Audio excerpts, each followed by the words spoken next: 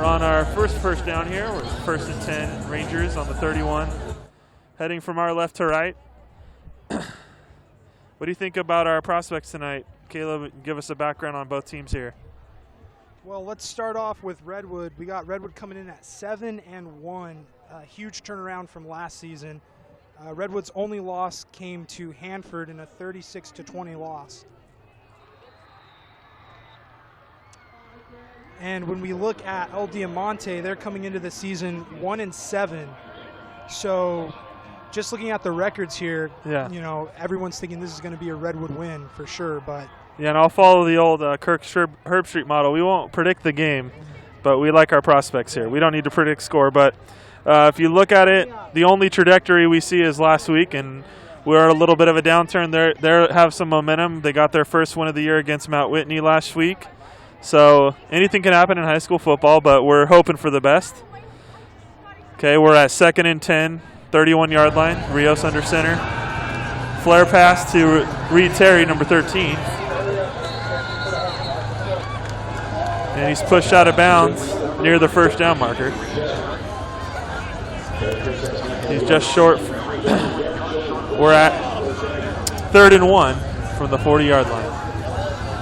Caleb, what do you think about Reed Terry and his transformation from a track athlete to a receiver? Well, we've definitely seen some of that track and field in Reed Terry this season.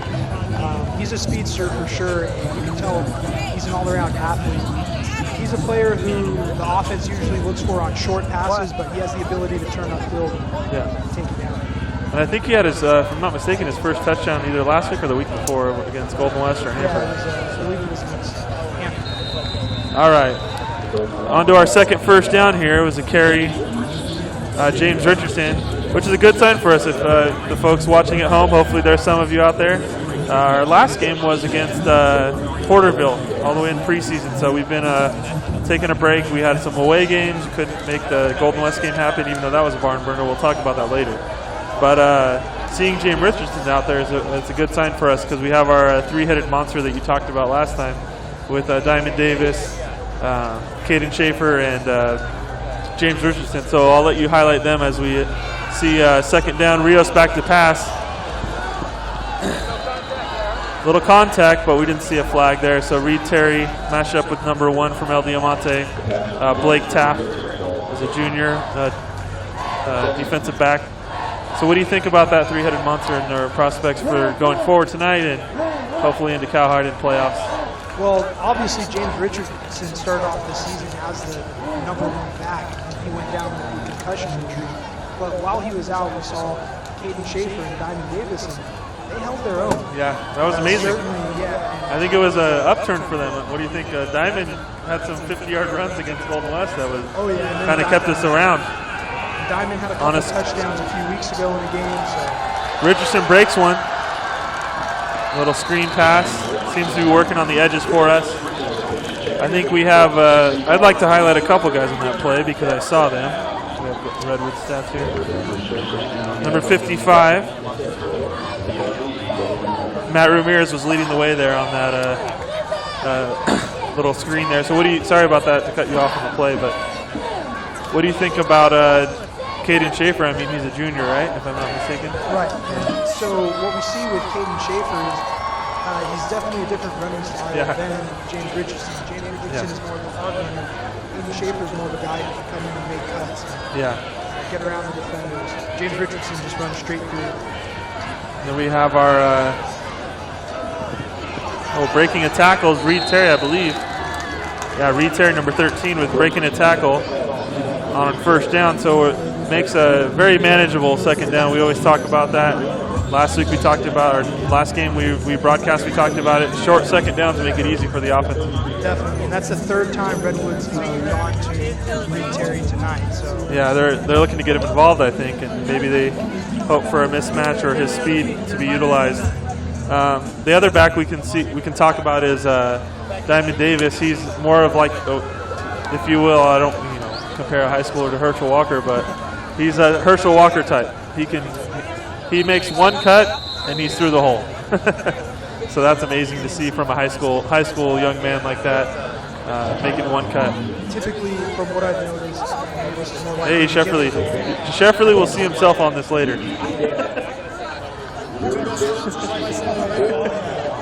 Hopefully the mics pick that up.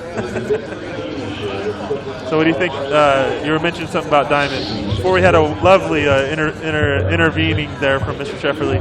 Yeah, so what I've noticed is that the Rangers typically give the ball to Diamond in the red zone. So, Yeah, I mean, one cut through the hole. Right, for sure. Yeah. And interesting to see. I wasn't able to make the Hanford game. It was a tough loss for us, but seeing all three running backs tonight will be a special treat for us because we didn't get to see all three of them in our last game because of the concussion you mentioned for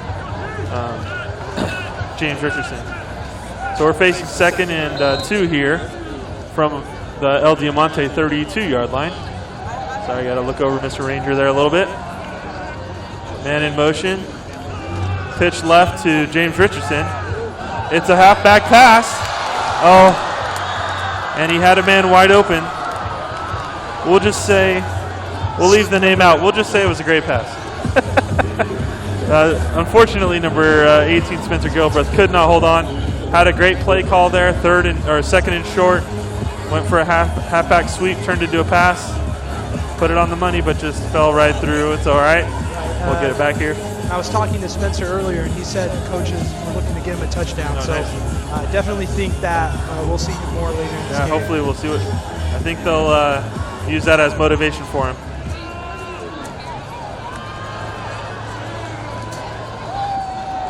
Third and 1. Play action. Has Sam Olsen wide open. Touchdown, Rangers.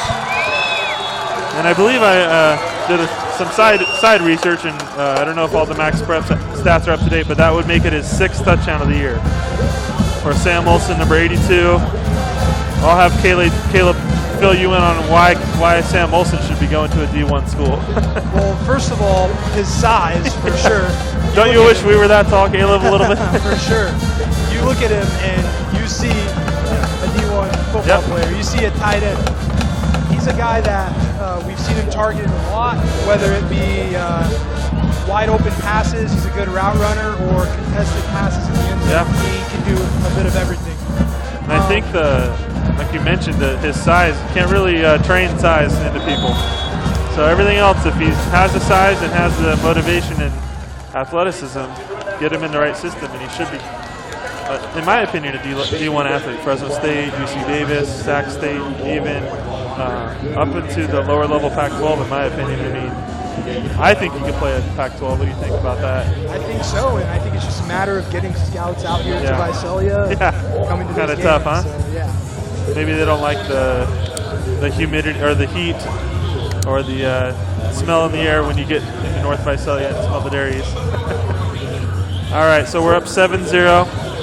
We'll have Jake, he's on the live feed here, Jake Abbott, flip it to the scoreboard. It's 7:01 here left in the first quarter.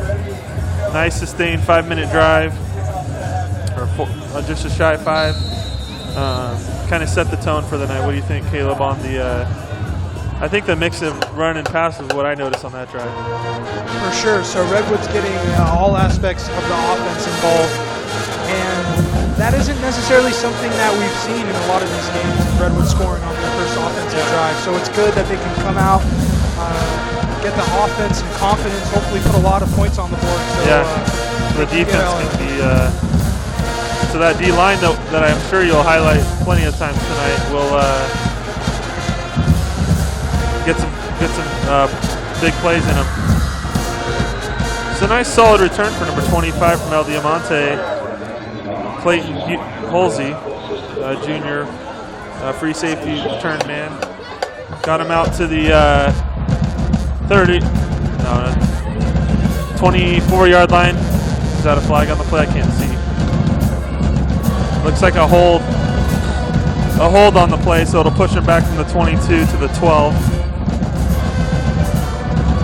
We're trying to figure out our live feed. What do you think, Caleb? I think it's working. Right, I think it's going pretty good so far. It looks like we have 8 viewers right now. So. Hey, all 8 of you, thank you so much. Thank you. Tell your friends or open up another computer so it looks like we have more viewers. Right. Yeah, spread the word, post it on social media. We get to about 20 viewers if we can, maybe even a little more. So El Diamante will start their first drive tonight. Looks like an inside run to number 30, Omar El Reedy.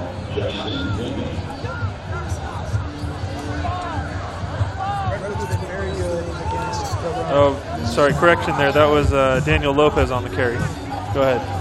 Like I was saying, Redwood has been very good at stopping the run this year. So big D linemen, fast linebackers.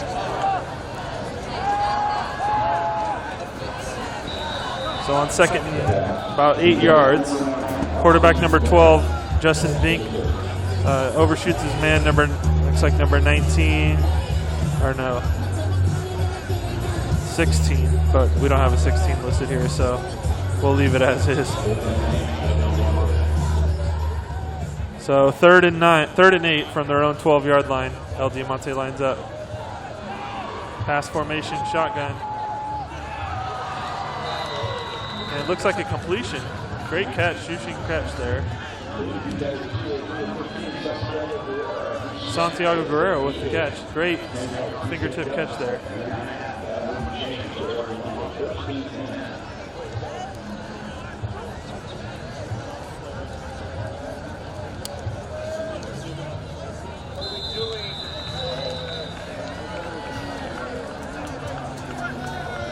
On first and 10, we see offsides here from encroachment from the defense, pushing it to first and 5.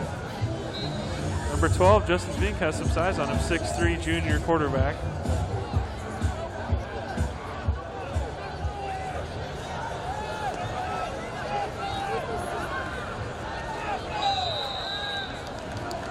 Number 9, Anthony Beno with the catch on first and 5, making it 2nd and 4.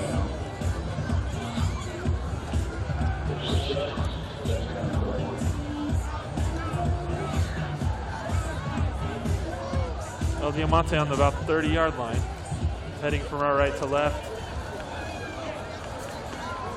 Shotgun, pump fake, quarterback run. Awkward tackle, but I believe they stopped. Oh, nope, gave him the first down.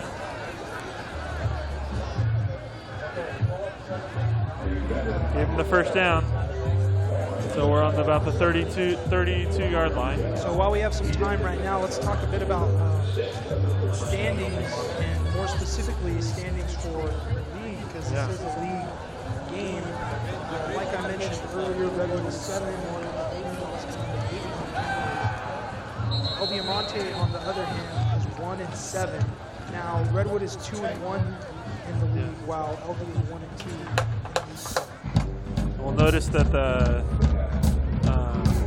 the other big game we'll keep our eye on online is the Golden West Hanford game. Golden West suffered a tough defeat to Redwood a couple weeks ago, and then had a layover and lost last week to Lemoore in an upset. So they'll be a little bit fired up against Hanford, who's a great team. We see flags flying. Flags on the play. Looks like it's going to be after the play, I believe. From the sideline. I believe they got the first down on that. Seems like a run pass option. They decided to run it, the draw there. The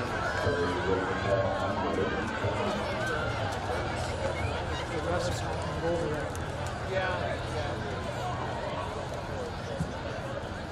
I saw 2 flags. Yeah. Vigorously. Unsportsmanlike conduct, Redwood. Ooh, that's a tough one to give them 15 yards there. So what is that, the 3rd flag so far? Second. No, it's the first. The other one was a hold on El Diamante. We had an encroachment. Oh, encroachment, yeah. So 2 on this drive. So it pushes LD to the 41-yard line.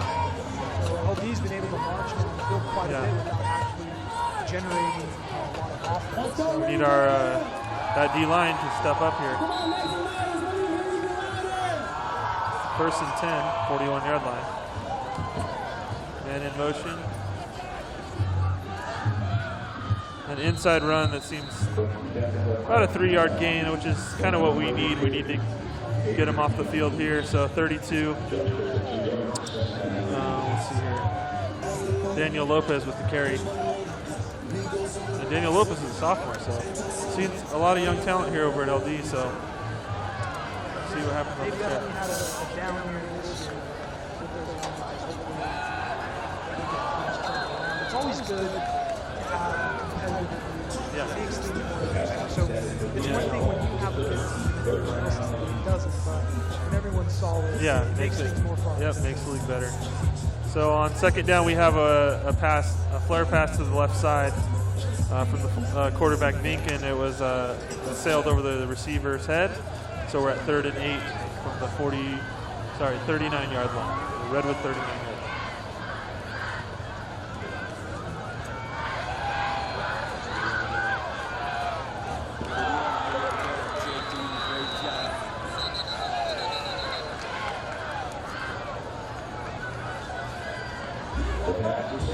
Okay, incomplete. I couldn't tell.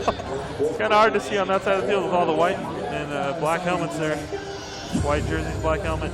So it forces a 4th down, incomplete pass. If that was complete, I don't think it would have been enough to get the first down because the receiver was going down. So punter number 40. I'd like to get the punter some highlights here.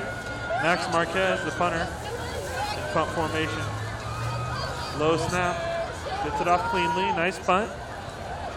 Lets it go to the end zone. Isaiah Aguilar back to return. And it's a touchdown. So why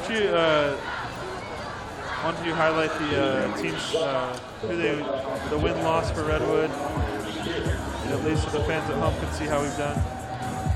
All right, so let's talk about this season for Redwood. This has definitely been a turnaround year for Redwood as a football team. We see 7-1 with the only loss coming to Hanford in a tough game. But let's look at some of his wins. We have at Tulare Union in a 28-8 victory. Tulare Western 27-22. At Atascadero 51-6 blowout. In Porterville 34-17. Then on to Lamar with a 30-14 win. And one of the tougher games of the year, Golden West, which was a 42-38 victory. I mean, that was a barn burner. I was bummed we couldn't make that happen on speed, but we might have been have a hoarse voice after that game. Oh yeah, I was watching it. I was sitting in the student section. I did definitely have a hoarse voice after that game. That was quite an experience watching that game for a while. Golden West was leading. Yeah, and they we always mention it, but they got to get them off the field, and we couldn't stop their wing T offense. And, interesting that you mentioned too a couple blowouts in there. I think that did a lot for us in the preseason and start of league to get us some momentum. Fortunately, couldn't pull it through on Hanford, but you know, as I mentioned before at our last game, hard to beat a good team twice. So hopefully we get to face Hanford again and can fix some things and see if we can turn around the playoffs. Right. Overall, it could be a blessing in disguise for the team because it's good to face some adversity during the regular season. You don't want to go into playoffs and face adversity and go south. So definitely good that Redwood gets some adversity there. Zeno's giving us a hard time, but it's okay. He'll watch this tomorrow so that he gives us one more view. All right, yeah, like you said, I mean, Hanford's undefeated. They're a great team, but a little more pressure when you go into the playoffs undefeated. So hopefully we get to face them again and make some adjustments. 3rd and 8, Redwood's second drive here from our own 22-yard line. Back to pass to Rios, has a man. James Richardson, I believe, number 11.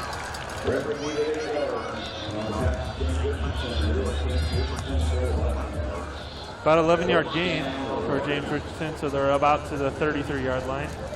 Again, our measurements are as good as we can see from here. It's kind of hard to see when we're at field level here. But we're hoping that somebody runs into our table so Mr. Henshaw can see us get the medical treatment. All right, Redwood with the first down there on their second drive. So building off the momentum we had there, we see a double tight set, man in motion. Rios under center. I believe that's Schaefer. Schaefer on a first down run, dragging guys. Fumbles at the end of the play, but I think he was down. His contact, down by contact. He also drugged guys about 4 yards, so he could have stopped with his momentum, forward momentum there, stopped. A 9-yard gain on first down sounds great to me.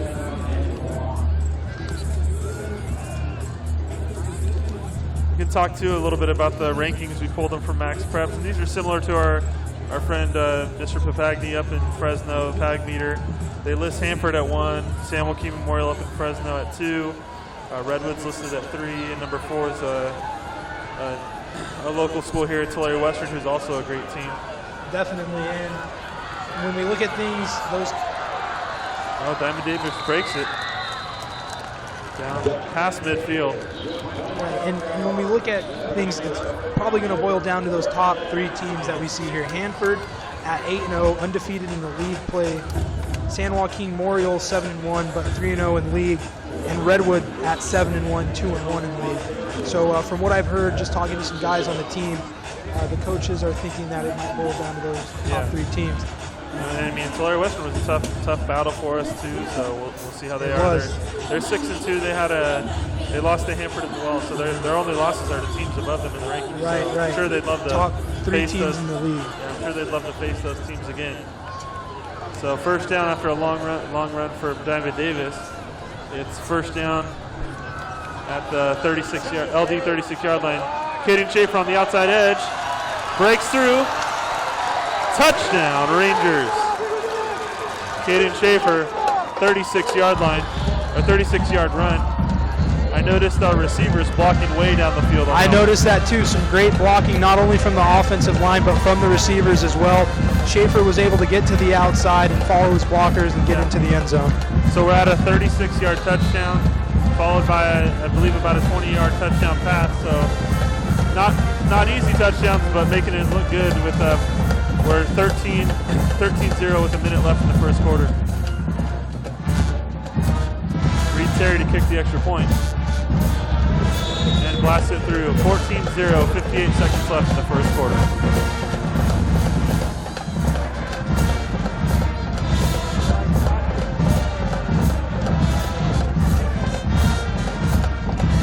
So 14-0, 58 seconds left.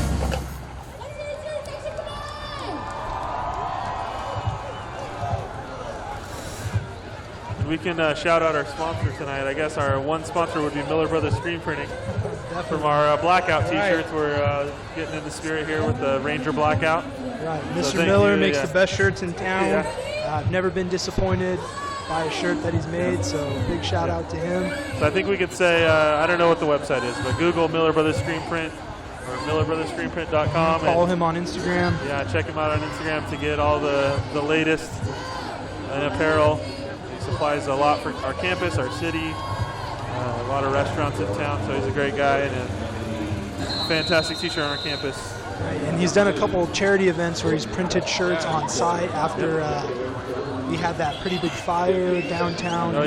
Charity for that. So great stuff from Mr. Miller. We're going to try to pull in Mr. Shin here at the end of the first quarter, so I'm going to step away and go get him. But we're going to pull in at least 4 interviews tonight, Caleb. So I'll get 2 and you'll get 2. So I'm going to get Mr. Shin.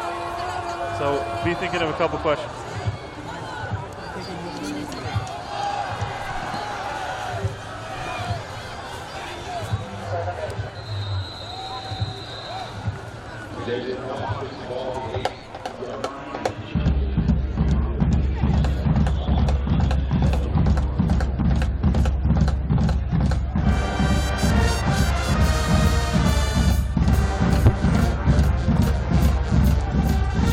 LD with the ball now, not much offense generated so far. They were able to march downfield on their last offensive possession, but that was mostly due to penalties.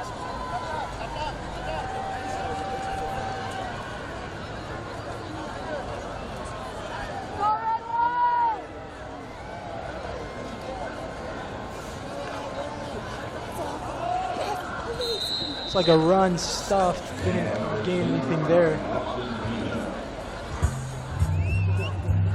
We have the ankle super cut down, so be more in the background, like doing bad stuff. So that's why the angle is so messed up. But I don't know where Avalon's at. He's looking for Mr. Shin.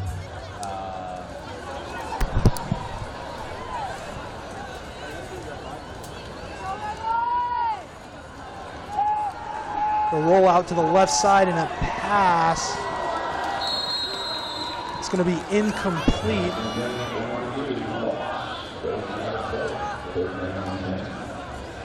Number 9, Austin Beno, was targeted there.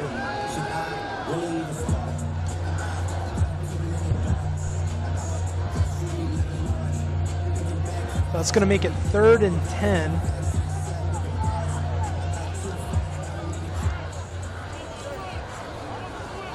Single back formation in the shotgun.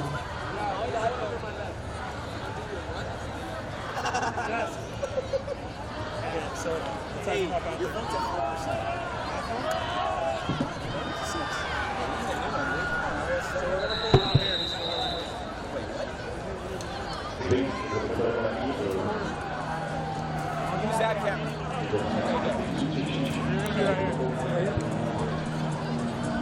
Hey, you gotta keep me in the loop on these things, man. Come on. The sound is good. The sound is good.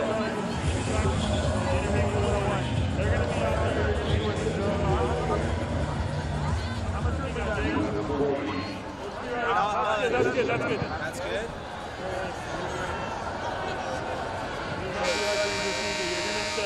You're gonna not be the trainer. You'd be like, I'm here with. Don't do that. Go. I'm here with Mr. Shin, 5th-year principal at Redwood High School, whatever. Talk about it. Oh, hey guys.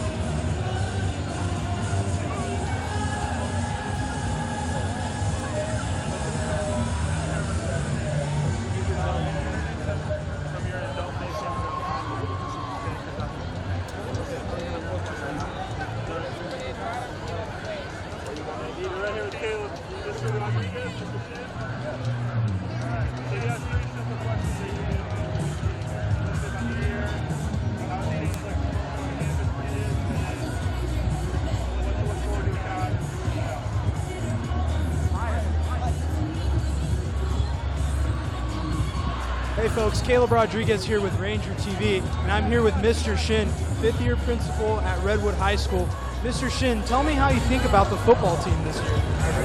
I'm just very proud of their success, but more importantly of how they've come together as a team and as a family. How you've taken a lot of new coaches, new players, and they've just gelled so well, and they've bonded on and off the field. You can see that, but their play on the field really shows how well that they prepare each week and how hard they work in practice. And it's just very, very satisfying but proud to know that we have such great kids, such great student athletes working so hard, and success comes with that. Right, and you talked a bit about the culture of the football team itself, but what has the team's success done for the school as a whole and the culture on campus? Well, I think every year that, whenever you start a school year, the most important thing is to see fans in the stands during home games, and we're seeing that now. It helps that we're winning. Success brings that excitement to come out on Friday nights, and then people are just wanting to be a part of a good thing, and so it's really nice to see that, and they've been a big part of why we've had such a positive start to our school year culturally. Right, and we're getting into the twilight end of the season. The team's doing great. How do you think things are looking? We have Cowhide coming up and then playoffs. What do you think about that? You know what? I'm excited about Cowhide. Even though we're the visitors, I feel we have a strong chance to bring the Hide back to its rightful home, and hopefully it'll stay for a while. I just think that, that these next 2 weeks, tonight and next week, will help better prepare us for the playoffs. Looking for a big November for us and potentially playing in a Valley Championship game. All All right, sounds great. Thank you, Mr. Shin, and thank you to all of our viewers. Thank you very much. You did a great job.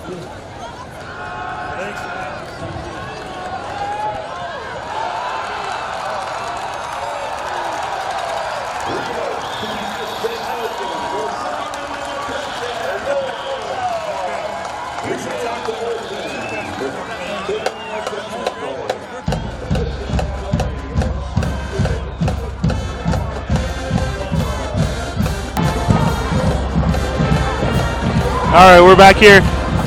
Well, as we were interviewing Mr. Shin, not even a minute into the quarter, we had a 31-yard touchdown. Unsure on the recipient, but Ryan Rios with the beautiful ball into the end zone for 6. We are at currently 20-0.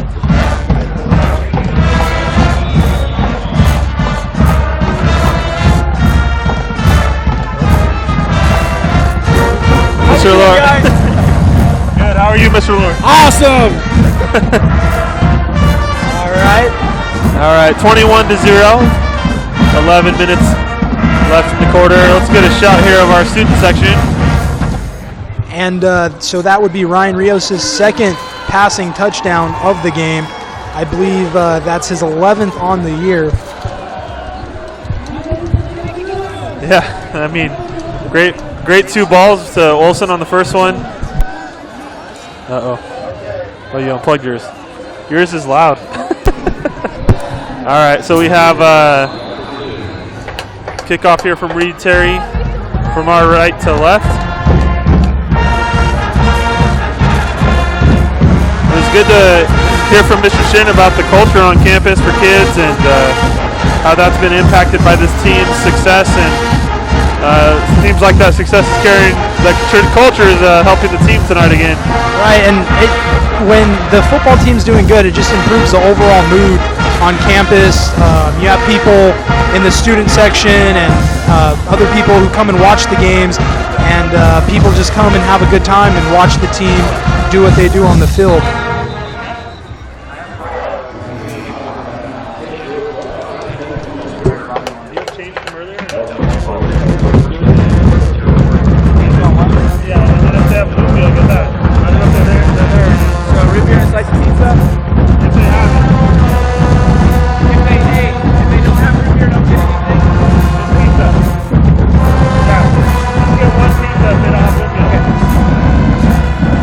Sorry, we got to get our announcement here. All right, we got our back to the game at hand here. 21-0, 11:01, second quarter. Redwood on top of the El Diamante Miners. Kickoff went out of bounds, so we're at the 35-yard line on the near side of the field, the near hash. 2 wide right, 1 wide left. A run up the middle that was snuffed out.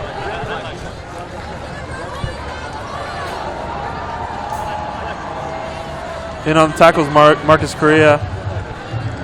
And that D line is scary, dude. Hudson Walker, Daniel Carino. All those guys up there are big boys, and they love to make tackles. A lot of big guys there, and definitely a scary sight for any quarterback. Yeah. Second down run on 2nd and 9. Gains about 2, so we're at 3rd and 7 on the 37-yard line. Correction, 32-yard line. 2 running plays snuffed out, so 3rd and 7 probably going to see a pass play. Defense is shuffling to fit the formation. I see 2 wide right, 1 wide left. Quarterback with the play action, back to pass. Has a man wide open after the defender fell down for a 62-yard touchdown pass, El Diamante. Defender fell down on the play. That would be number 85, Chris Kamey, the tight end, listed at 6'7". So he's a big boy. Big guy. Made a good catch. Sometimes those are the toughest ones to make when you're wide open. They went for 2 and got it. So we're at 21-8.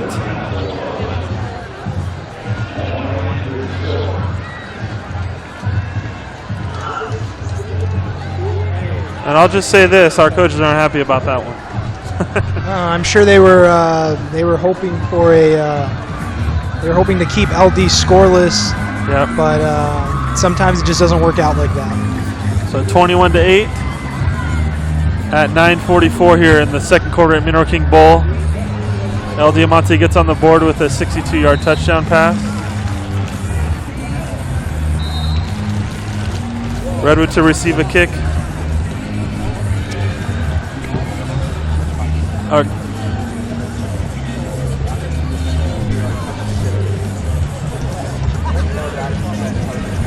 Oh, gotcha. All right, 9:44, 62-yard touchdown puts LD on the board, 21-8. And again, why not go for 2? I mean, you're on the road in town, right, but you're wanting to make an impression here at Mineral King Bowl.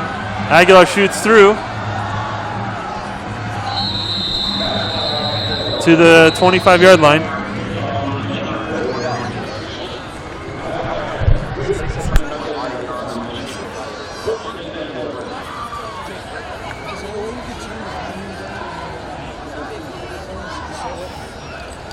Test.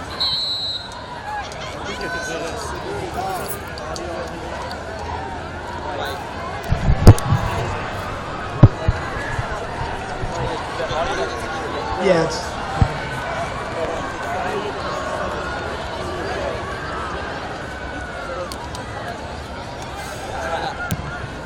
test. Okay, so that's good. All right, 1st and 10 from the 28-yard line. About a 27-yard return there. Aguilar was tight roping the goal line. Rios back to pass, has a man. Christian rolled in left side. Good first down play there. That's a first down, about 12-yard gain. Out to about the 40-yard line. We talked a bit about Reed Terry coming from track a little earlier. Christian Roldan is in the same boat. He's fairly new to football. He's a junior also, but he's made a big impact at the wide receiver position for the Rangers this year. When you have speed, why not use it? And so they gave him the ball in space, and he got a first down on the first play of our drive. We're at the 40-yard line. Rios under center, 2 men back in the backfield. Looks like Caden Schaefer all the way back. To Roldan again. Makes 1 man miss. Just like that, 2 plays later, we're at 16 yards of offense. 2nd and 4 from the 40-yard line. No, 46-yard line. Correction, 40-yard line.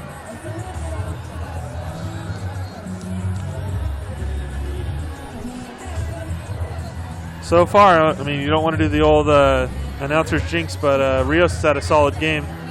Seems to be stepping into his throws a lot more than early on in the season when he was getting to know the offense. For sure, and this is his first year, obviously, playing under the offense with the new head coach.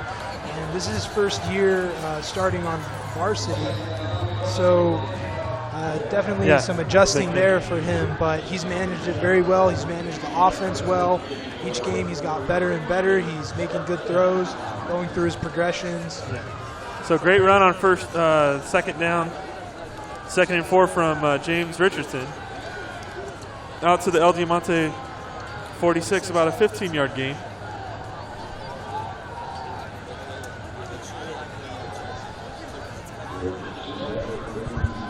And even to think about the way high school football runs. What is that? Turn that off. Whatever you just did, turn it back. Yeah. Oh my God. Yeah. We're good now. Good. We can hear us. Oh, okay. Well, then just turn it back up a little bit, not that much. We'll try to unplug you as we go. Sorry, technical difficulties here. 2nd and 10 here. Incomplete pass. And looks like we're at 10 viewers now, so we're up 2 from our previous Get to count. 20, baby. Let's go. Spread the word, folks. I think it's good, yeah. But to everyone watching, this is our 2nd stream of the year with commentary, so we're working through some technical difficulties for sure. But we got Jake working the broadcast cart right now. He's doing a great job. Big shout out to him. Legend, yeah. And we have our camera crew here. I think Caleb knows their first and last name. Right, Doug Fulmer and Kat Tavares working the camera, so we have a great crew tonight. And we figured out a way to get Mr. Suziño to stand on the right of our camera so he didn't have to feel like he was being watched all night. Rios back to pass, and he is sacked for about a 6-yard loss.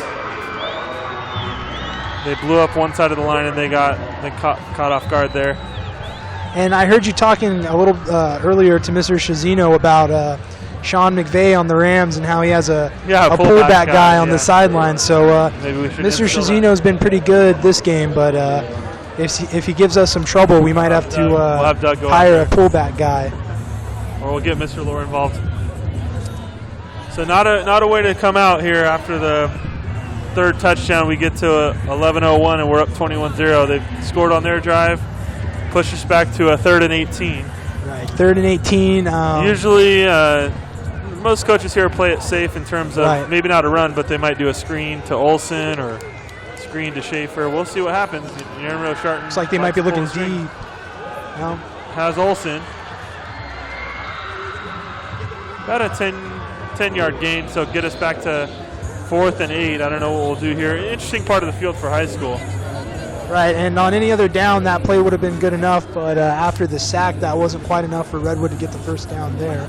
Seems like we're our personnel staying on the field. 4th and 7 from the 31-yard line of El Diamante. I think you go for it here just because. Yeah, why not take a gamble? Yeah. You're up 21-8 against the 1-7 team, so why not gamble a bit? Yeah. Or get them to draw offside and then go on 4th and 2 even. I do know we're banged up on the O-line, so maybe that's how the sack came through. Play action. Rios is under pressure, has a man. Not sure on the spot. Looks like Reed Terry again. Right, Reed Terry, and by the reaction of the Redwood sideline, looks like that's going to be enough to get the first down. So we're at 1st and 10 from the 1st and 7, 1st and goal from the 7-yard line. That time Doug was in our way, not Mr. Suziño. Not much we can do there with the camera though. So. But we'll just keep talking about Jake because he's watching the live feed so he can hear us. I mean, what to say about a quarterback with composure there? I mean, 3rd and 18, 2 passes later, we're knocking at the doorstep on the 10-yard line. 1st and 10 from the goal. 1st and goal from the 10-yard line. Running play. A little more scatting than normal. For a touchdown, James Richardson juked about 3 guys. Right, it's going to be his first touchdown coming back from his concussion injury, so a great sign for him. And I think that was a good drive. I mean, helpful that we got it out to the 30-yard line on the kick return, but no penalties really. We moved the ball steadily, mixing in the passing and running. I noticed last week against Hanford, and maybe you noticed this too, is when we were down at halftime, they came out and ran the ball for 2 straight drives and got it to 17-14. Fortunately, didn't capitalize off that, but Hanford was able to pull away after that. But we've been pounding the ball a lot more than we have tonight. Usually we're run first, and it seems like we're mixing it well. Right, and you know, I can't help but thinking because El Diamante is 1-7, that the coaches think that they can try to get the passing game involved, and that's good because if you have a breakout game for the offense in terms of passing, that's going to help going into the late part of the season and into the playoffs. Yeah, and I think it's a good sign for us too that we can score with many facets going into the playoffs. We're Cowhide next week into the playoffs, so kind of going to be a good way to finish our year if we can win this week and next week to capitalize off a 9-1 season to get to playoffs and see where we fall. I think what it'll do too is maybe our O-line will get shored up with a bye in playoffs, because I know we're 3rd right now. Yeah, third in the rankings, but can't remember the number here. Number 50, Jackson Bailey, is out with a knee injury, and talking to him the other day, and he was pretty bummed to miss this game, especially on senior night and things like that. But we have on the left side, we have a little bit of a learning curve happening, so hopefully that helps for our playoff depth. Right, and that last drive was great too, because we see after the defense gave up a pretty big touchdown and a 2-point conversion, the offense was able to come back. Awesome. So coming up at halftime, as the band and dancer out there all sit down or stand up or whatever we do with Mr. Miller. Oh, broke it open here. Great return. Not sure the number. Tough tackle. He's down, but great return there from number 1, Blake Teff, who had a pass breakup earlier in the day.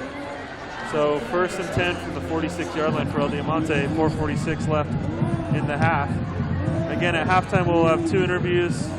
I'll interview Mr. Suziño and Mr. Miller, talk about kind of some traditions here at Redwood and how that relates to this year's team. And then at the end of the third quarter, I'll put Caleb back on the spot. He's going to interview an alumni. I have Ladre Aguilar coming back to give you some insight on what it looks like this year to be alumni from last year and the year before and such.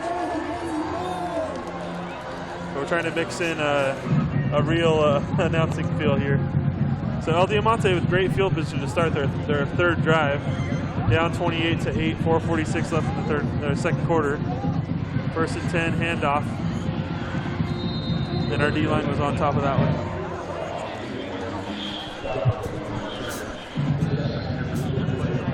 And you talked a bit about the D-line there. Let's highlight some of these guys on the D-line. First off, we have number 43, Hudson Walker.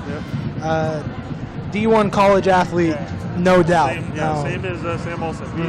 We think he's that way, but haven't gotten full offers for any schools yet. Right, but we've had some scouts come and look at him.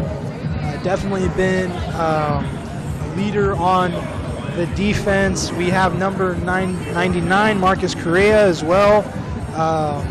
He's done great. He had a defensive touchdown a couple weeks ago. We have Brian Rangel, number 75. Huge defensive line for the Rangers. We can highlight other studs on the defense too. We have 44, Caleb Wright, who's our team leader in tackles. Doesn't have a height stature, but great instinct, football knowledge. Right, and fantastic player. He's playing with a broken wrist or a broken hand, something like that, and that's his second broken bone of the year that he's played with. So. And as we do that, I guess that's a good sign. We called in Caleb Wright, and he made the tackle on the play. So we're at Mr. Miller's in our way. We'll look through here. 2nd and 8. Hand off to number 9. Left side. Not sure the flag, but thrown into the crowd of athletes there.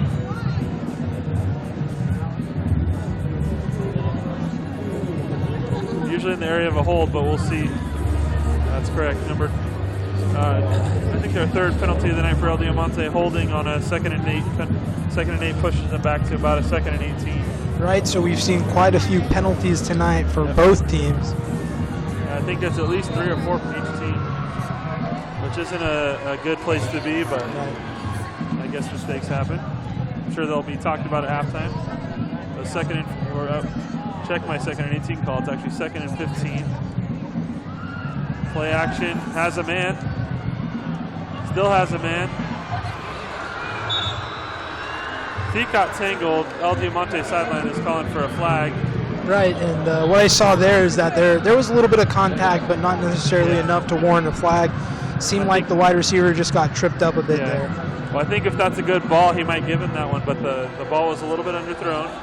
Number 2, Xavier Boss had a step or two, but it would have been a tough play to make had he got it out there. But what it would have done is the referee could have seen him going for a ball instead of having to go from behind it. On the run, throwing to his big man, intercepted by number 10, Dominic McCormick, who was matched up with the Chris Caney, no. I don't know the number. Is it number 85? Yes. Yeah, Chris Caney, the tight end who caught the long 62-yard touchdown. Dominic McCormick decided to take matters into his own hands there. What do you think about that athleticism? Right, and we've seen him do that a couple times this year. He sealed the win against Golden West for Redwood with a huge interception, probably potential defensive play of the year for Redwood. And I think what that does there is it hopefully calms the nerves. Your defense had a couple penalties. Coach wasn't too happy about that touchdown, nor the 2-point. So it sets them apart for a little bit here. Right, and Redwood gets the ball with 2 minutes and 56 seconds left here in the second quarter. So with a 28-8 lead, I'm sure they're going to want to try to push the ball a bit and see what they could do. Yeah. 2:56 left here in the half for Mineral King Bowl. And we mentioned it before, there was a good crowd, and it actually started to fill in towards about 6:45. Maybe fans forgot that it's not a 7:30 start time, it's a 6:30 start time. Right, interesting there. I think it's because the JV team played last night, so the start time was pushed to 6:30 for this game. We notice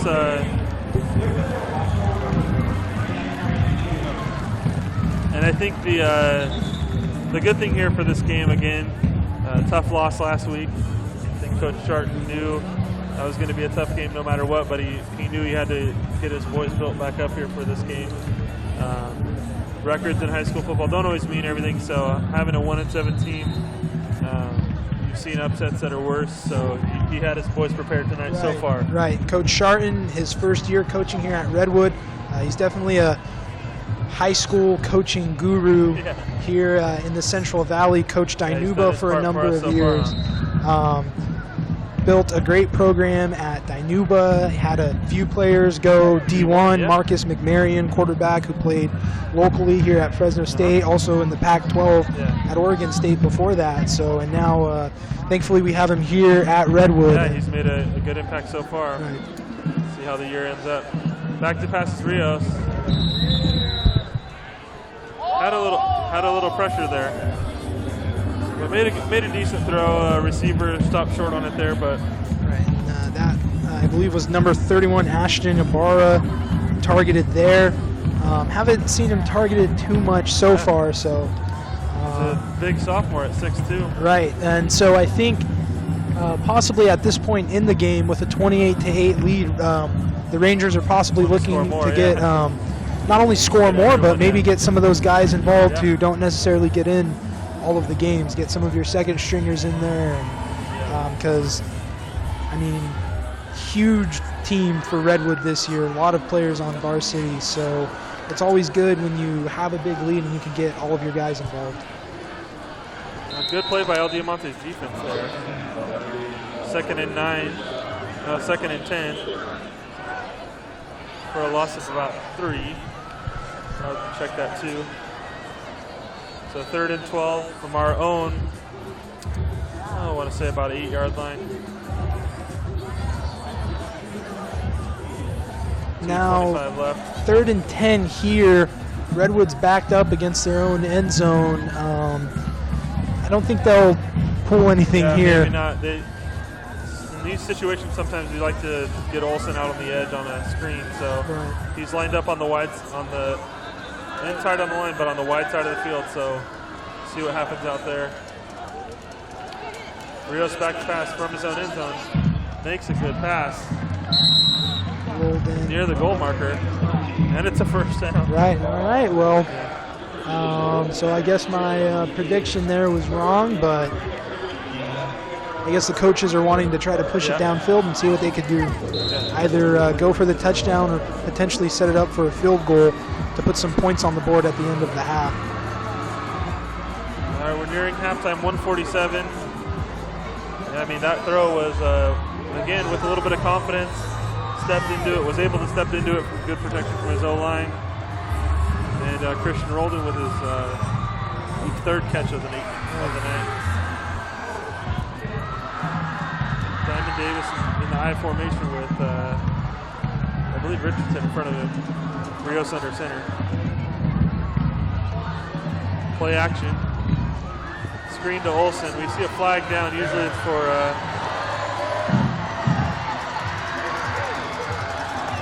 might be illegal formation or offsides on the defense. So we'll see what happens here. The flag was thrown on the right side of the field. Yeah, illegal formation. Illegal formation seemed maybe somebody was covering up Olsen, so he wasn't technically eligible there. So on about a 40-yard gain, we're coming back here. Another penalty. I'm sure that's something that Coach Sharton and the offense does not want to see. So that's going to make it about 5 or 6 penalties for the Rangers when you combine offense and defense. So again, coming up at halftime, we'll have a lot of noises behind us, but we'll get an interview in with Mr. Miller, Mr. Suziño, and we will. I've called in a special request for Mr. Bunife to give us his unofficial stats for the halftime. So Caleb will be able to analyze the stats and give us the breakdown of how many yards we got in the first half, how many yards we got in the first half, and things like that.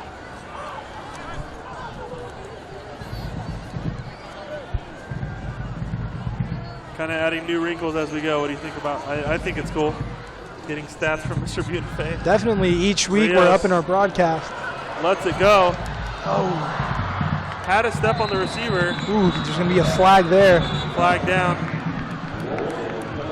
Not sure what that is there, though. Right, wasn't able to see. Don't know if we had contact. Seemed like number 1 actually had a play on the ball, but right. And the flag was thrown kind of late. Offensive pass interference. Okay, right. So it must have been before the ball got there and number 1 made a play on it.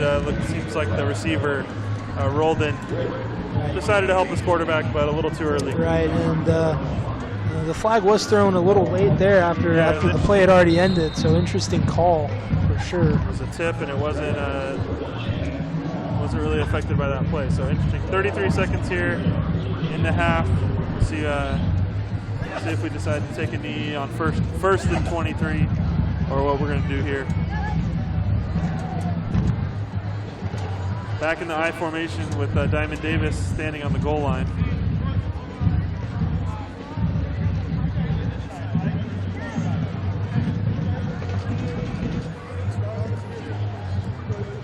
Richardson cuts through the hole.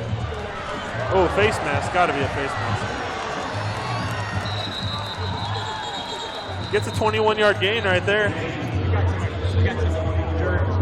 This is getting. Let's just see some of the pictures how they shoot. Perfect. We're interviewing at halftime, right, Mr. Miller? Halftime? So Mr. Miller is filling us in on the dynamic of playing your city rival. A little bit of trash talk going on. Right, professional journalist right there. He has the scoop. He knows what's going on. Yeah. And we have a 15-yard penalty tacked onto a 21-yard run. So from our about 8-yard line, moving it all the way out near midfield. That's not a way El Diamante wants to end that play. 24-second clock running here. 20 seconds of the clock running, 2 timeouts for Redwood, but it doesn't seem like they're going to try to stop the clock. Oh, nice play from number 7. Cameron Beans on that first down quick screen, got his hands up, tipped it out, almost had an interception out of it. So again, our halftime show will feature a lot, but the most important thing is that it's featuring Redwood being up at halftime. Definitely, for sure. We'll talk a little bit in the third quarter as we see the score kind of getting away. We'll see how it goes in the third quarter, but if it continues that way, I'll have Caleb talk about his personal experience in high school, some things he's involved in, some groups on campus that he endorses. See, get some Redwood scoop here. Play action. Under pressure is Rios.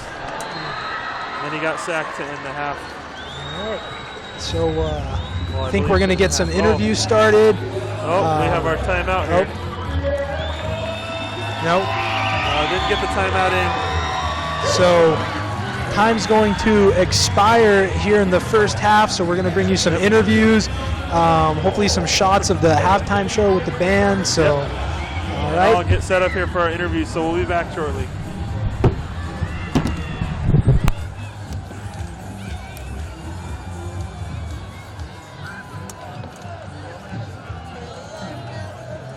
Wait, guys, just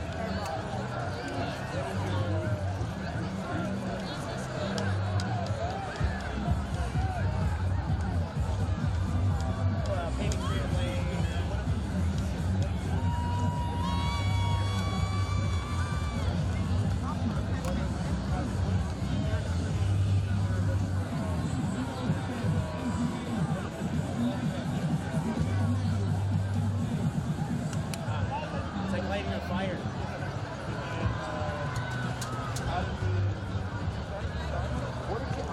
What's January of 90? To go off and stuff. Wait, hey, no, I have to be here. What do you want? What do you want? Someone needs to film the. Oh, okay, I got it. You guys are good. Give me a water, please. How much is it? It should be $1. If it's more, I'll give you more when you get back. How did you build that? What is ground up or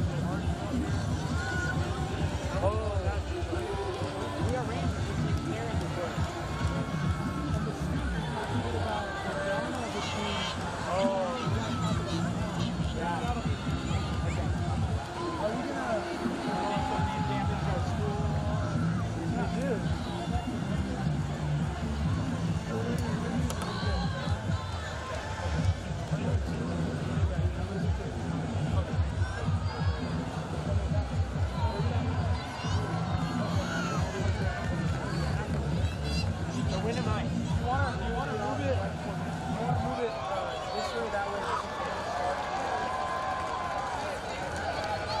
grab those? Oh, unplug it back in.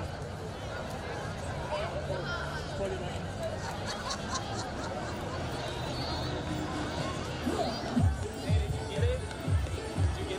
Yeah, we unplugged it on accident. Make sure that camera went back on. So can you go back to it? I put it on the fifth section. I'm going to interview Bill right there.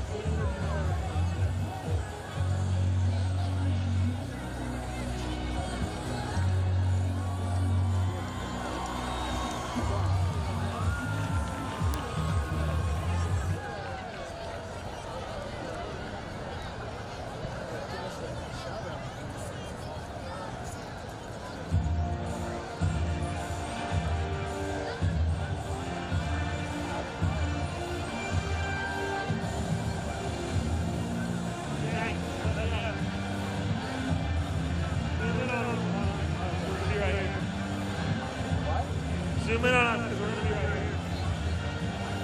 Is that good? Feels like the band will be playing as we're going. Hey, can you level this out for him? The camera? Are you like over it?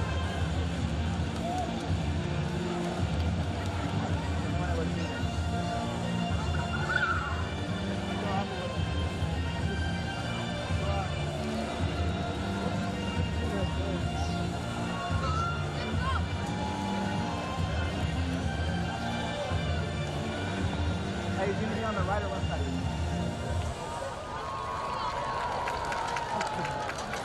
I'll do the line right here so I know. You're good. Okay, head. So just put it on the student section for now. I'll put it on the score.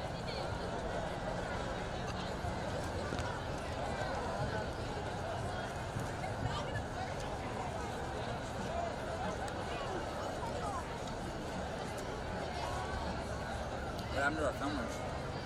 They went to the so if once we cut to the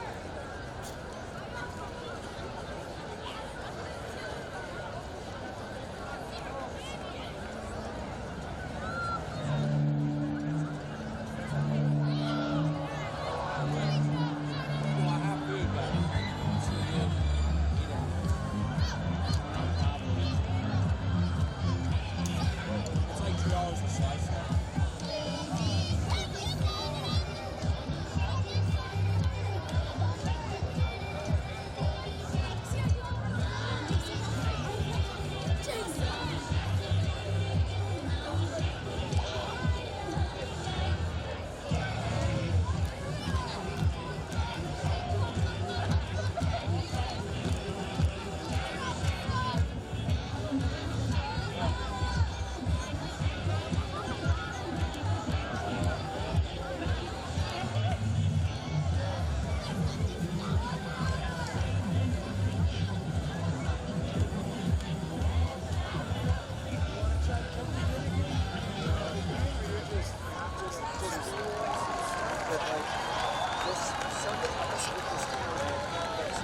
2018 Redwood Rangers.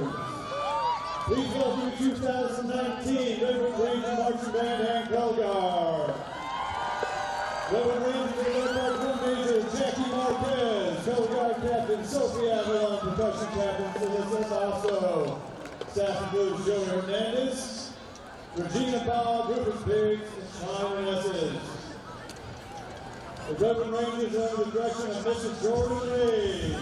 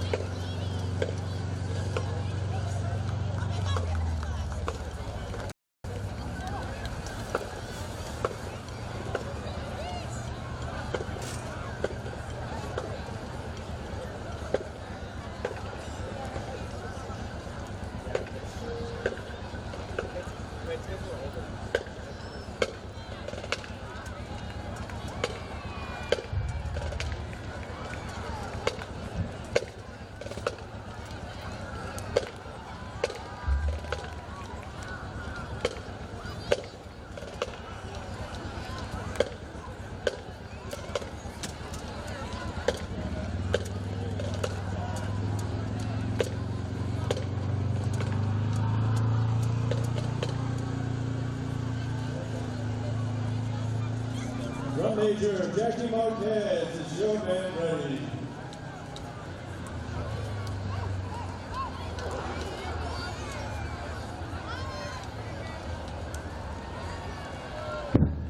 With visual design by Robert Slump, Michael Wood, and Jordan Ray. Music by Johnny Hand. So we can do stuff during that play.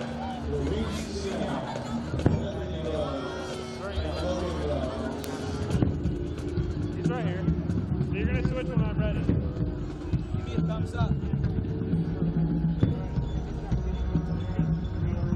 Hey, man the camera real quick. Make sure it's all centered and they're full Redwood tradition. All right. And then check audio. Are we good? All right. So, Redwood family, I think Mr. Henshaw, maybe Mr. Shefferly's out there. We are back here at halftime, 28-8. Rangers are up. Hopefully going to 8-1. I have an esteemed colleague here, great friend, Mr. Miller, who informed me that you've been here since the day it snowed. That was I remember that, yeah, 1999. So we're going to talk a little bit here about, we'll call this our tradition segment. So, Mr. Miller, tell us a little bit. You've been here for a while, which is a good thing. We need that, right? Right. Continuity, it's been great. Yeah. So help us remember the past. What are some traditions? What are some things that kids that are here will maybe see this week or that they've seen throughout the year that have been built since 99 and the 50s? Big and doing it right and giving it class. Another tradition I think that is really important is we remember those who've come before us. When we say the hide, the great cowhide, it's actually a poem, part of a poem from the first cowhide. And we still chant it. We don't even know why. Yeah. And, did you I think it's turned sometimes into a scream, which is great. Yeah. And the spell out in the gym with a gym full of people is just amazing. Tradition I personally look forward to. I made a promise to Doris Lowe that I would always make sure the Spirit League got me. And so every year, the week before Cowhide, painting over those old maroon colors on the sidewalk and really celebrating Redwood and thinking about just everybody that helped build these things. It's just amazing. I just had a conversation with Mr. Yavasil, and just a great guy, and it just makes you feel like you're part of something bigger than yourself. Yeah, and I mean that speaks a lot too. Having old coaches coming back, old families come back, and Cowhides, whether the teams are 0-8, 0-9, or 9-0, the crowd's here. So I think that's part of the tradition, that legacy you've been able to carry on since '99. And what do you think? You've been around for teams that haven't been as good and teams that are like this one that are good. What does that do to the atmosphere at campus? What do you mentioned one word, but I'll see what you come up with. When the teams win and the schools win, it really, in the classroom, it makes a difference. After a great Friday night, the conversations are upbeat on Monday morning. The players are sore in my classroom, very sore. I don't know if you noticed, I'm down with Brian Brown. He's hurting today, but I'm here with Brian in my heart. There's something about just a win. It isn't a football team win, it's a Ranger win. And I think, sorry to cut you off there, but to mention too, the culture, when you have an assembly followed by a win, followed by a weekend of celebration, that kind of helps with the culture too.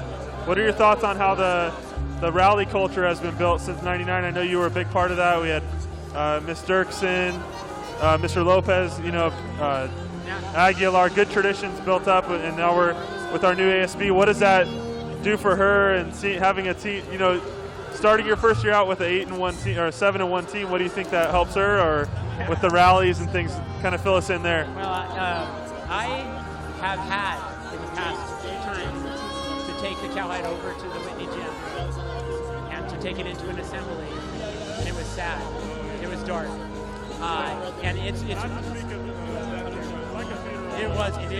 You feel like your heart's been ripped out, and the players have to go, and the cheerleaders have to go, and the ASB president has to shake hands and say, "Here's the trophy. Take care of it until we can get it back." And Miss Aston, I love her to death, but boy, she's coming in on a great wave. She's never. So hopefully, she gets to be on the other side of that for her first one. So. She's never surfed before, the Ranger Blue Wave, and she's got a great one on her first time out. And we're just having a great season, and the players are hyped. We've got some solid talent. And it's hard. Yeah. It's still hard. Yeah. But it's a whole lot better when the team's winning and the kids are happy. And I want to tie in here because we always do this. Give us what's up with Gigantia these days. You guys are doing great things. I mean, I have a reporter in my room every other day asking about FBLA, which makes me feel cool. So what are your thoughts on how that program's growing and blossoming under your leadership and the kids you're getting? Super. Gigantia, redwoodgigantia.com, we're on the grow.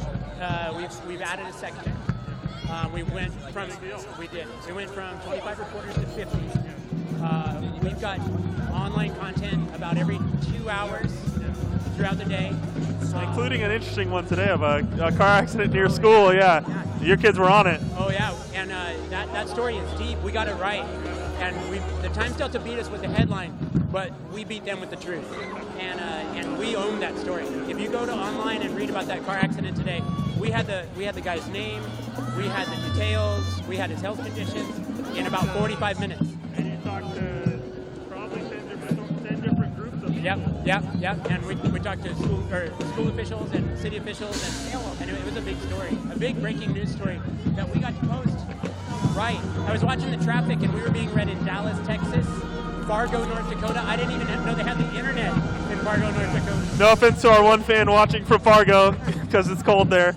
Well, Mr. Miller, as always, great to talk with you, and you are down with Brian Brown. I'm down with Brian. So, since 1999, you've been doing what? Doing it big, making it big, doing it right, and giving it class. All right. Thanks, Miller. All right. So, in a minute here, we'll come up with Mr. Rodriguez. Caleb will interview Mr. Suziño.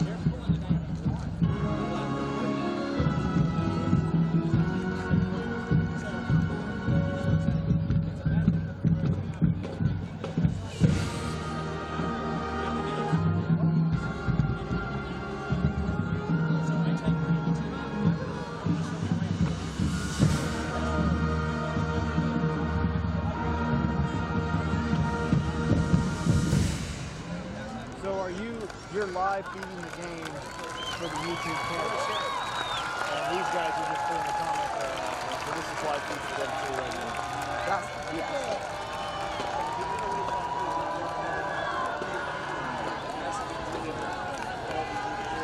It'd be so much better if you guys could do it up there. Like just the quality of it and the vision. For these guys too. Well, yeah, because then they could like not have all the distractions, see it, and be able to really articulate themselves. Because what are they watching on? How are they seeing the game? They can't see it from right here. No, they can't. I don't know. Yeah, I told them it was working. It's going good. Just right here. I don't know. But I want you to watch the comments. Oh yeah, you can. Okay. I am so. Comments? I can't even hear it without the stuff. Oh no! Oh, it's after comments. No, but like yeah. I mean,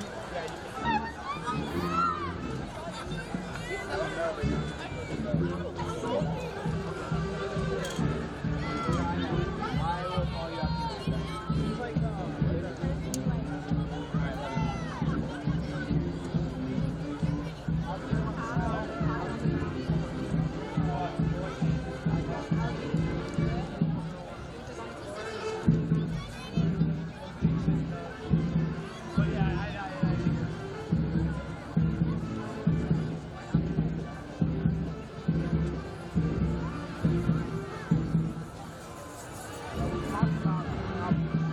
before.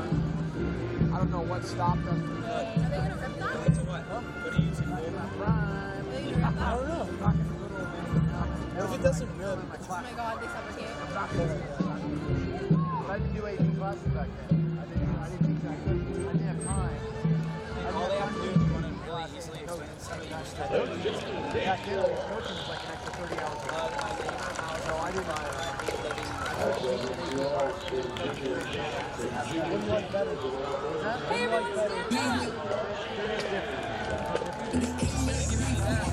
So, have you considered getting back to the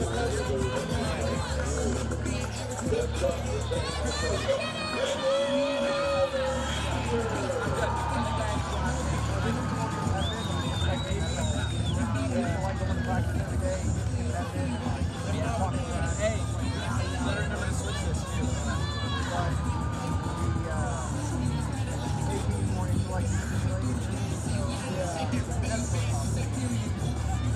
Okay. So we'll leave you here until the interview. Get the interview, you know, a couple questions. right now? We're going to do it during the third quarter because as he's ready.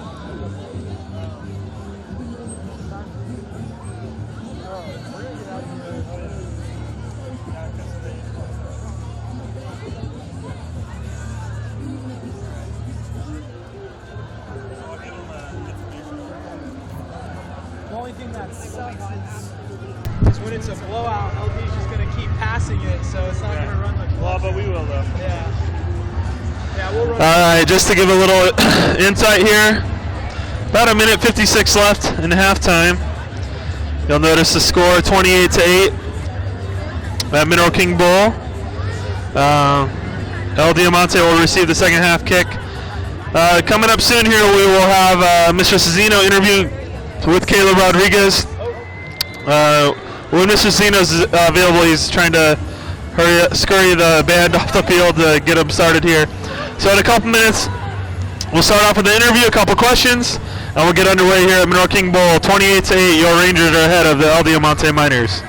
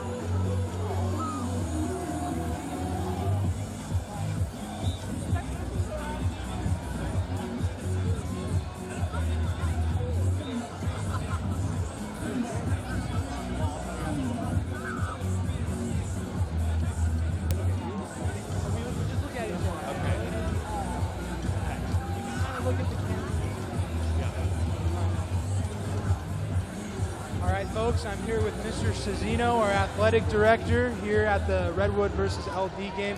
Mr. Suziño, what do you think about the football team so far this year in the program? You know, this is the 9th game that we've had so far, and every week we've just gotten a little bit better. We've had a chance to progress. We've had a chance to kind of build on some of the successes that we've had early on in the season. Had some big wins against some big teams. Had a little setback last week, but here at the first half, we kind of came back and fixed some of those problems. So, you know, they've had a great year so far. Got to finish tonight.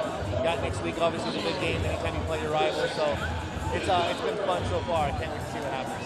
Right, and as you said, it's been a great year so far. So what has this turnaround year for the Rangers done for the school, the culture on campus, and the athletic department? Yeah, I think that, you know, the football program is one of the biggest programs on campus. So anytime there's success in that program, it kind of trends to the student body and on campus and whatnot. So that's what we've kind of seen at the beginning of this fall. A lot of kids are excited. A lot of kids who normally maybe wouldn't come to a game brings their friends out. They're having a good time. So it's just kind of a ripple effect. It's been a lot of fun. And last question, obviously we're here at the football game on Friday night. Everybody loves football, but can you highlight a couple other programs here at Redwood High School? I know you'd like to shout out all of them, but can you just mention a couple sports programs that you think are going to have good years? Yeah, well, I'm going to talk specifically about the fall. We've already had league champions. We've had 4 of them so far in volleyball, girls water polo, golf, and tennis.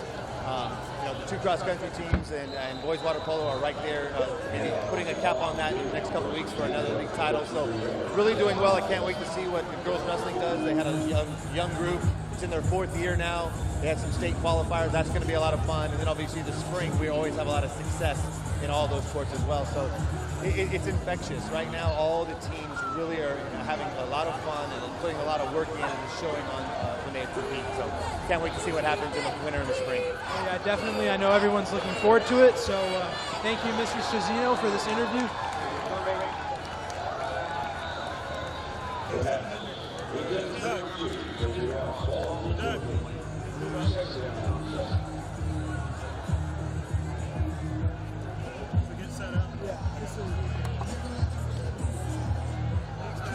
Thank you. Messing it up already. You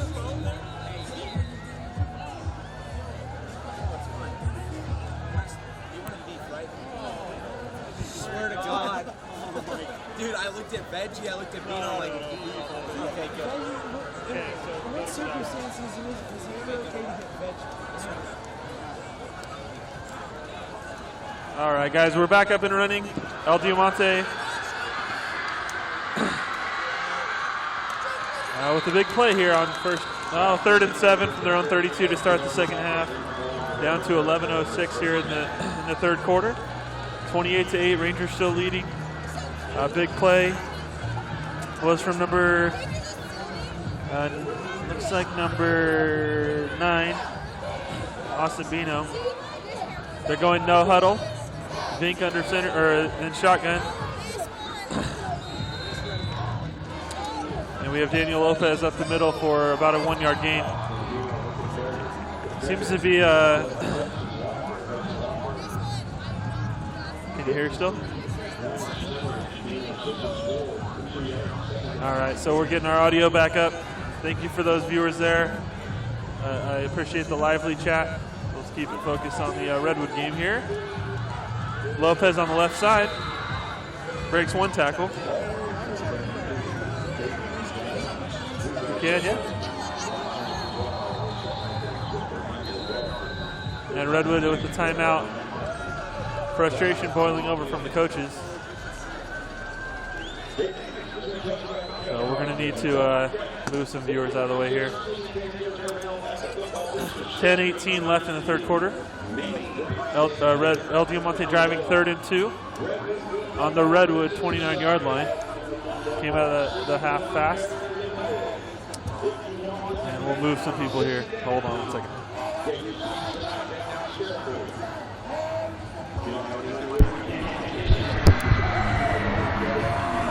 Test.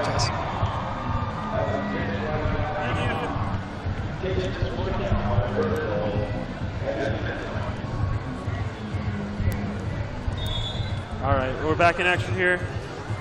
All right, folks, and I'm back as well. Had some problems with my headphones, but I got that sorted out now. All right, so good idea Caleb brought up here is that we would, if you have any appropriate questions regarding the season or the league or anything around Redwood, we can give you any insight. Looks like it's going to be a all-star. Looks like a encroachment. Encroachment, my bad. On number 75, Brian Rangel. And that's a tough one, 3rd and 2, and they did a hard count, and we've gotten caught on that a couple times tonight. El Diamante driving, trying to make some noise here in the 3rd quarter. 10-18 in the second half, or in the 3rd quarter. On the Redwood 24-yard line, driving in from our left to right. Inside handoff breaks through the middle. And Vink hands off to number 9, Austin Bino. We've seen Bino quite a bit tonight. He's definitely been the go-to for El Diamante on offense. There's definite frustration from the sideline coming out of half, seeing this. 10:05 clock running here. 28-8 Redwood. El Diamante trying to make it 2-possession game. Ooh, another flag. I think that's going to be illegal formation.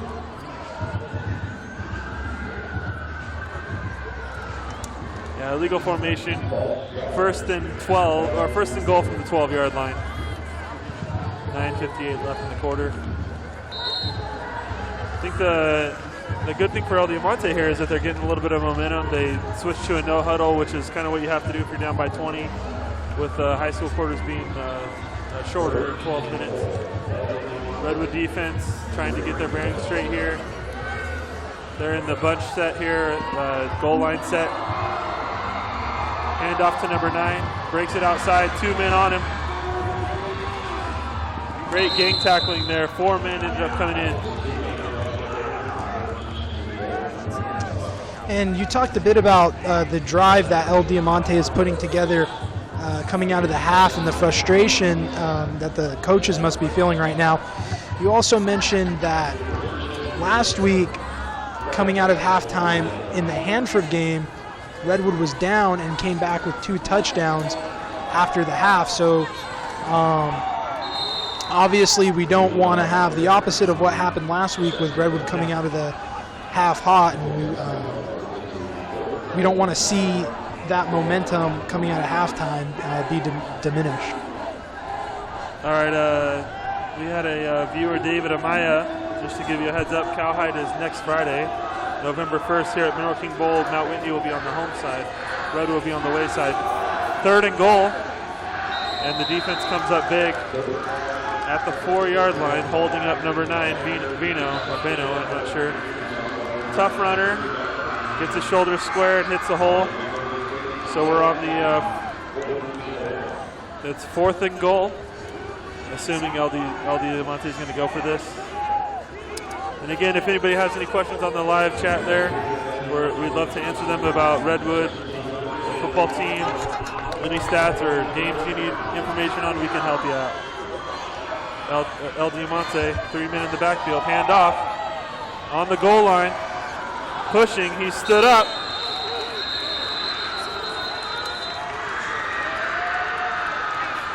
And I believe it's a stop.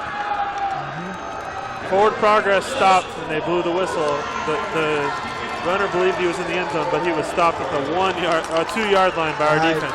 Great stop by the defense there.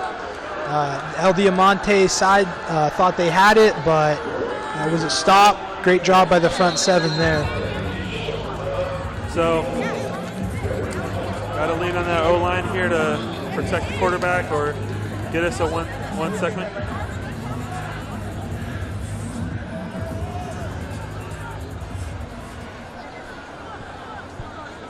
All right, first and 10 Redwood, 7:54 left on their own 1-yard line. Davis fumbles in the end zone, touchdown El Diamante. Big play there. Davis had it there, just got stripped. And obviously LD was going to be pretty motivated after not getting that touchdown, and their defense came through right there. They were able to put the ball in the end zone. Unfortunately, so far coming out of the half, things aren't looking that good for Redwood, but we'll see. There's still a lot of football left to play, and Redwood is still winning. So, 28 to 14. El Diamante looks in extra point position here to cut it to a 13-point lead. And it's good. 7:48 here at left in the third quarter here at Mineral King Bowl. Redwood 28, El Diamante 15. We'll be back after a short break here to get the kickoff going. Think about it. You can talk about it.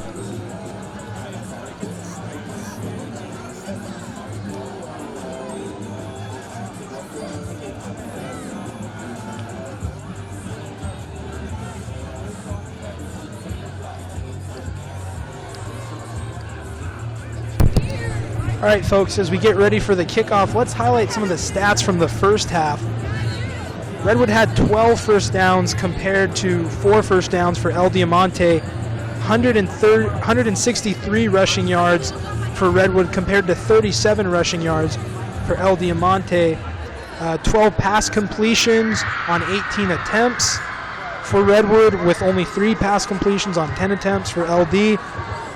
So it's going to be a total of 335 yards for Redwood on offense in the first half, with LD only getting about 112 yards. So in that first half, we pretty much saw total domination from Redwood's offense. They put 28 points on the board in the first half. Hopefully they can keep that momentum going in the second half here.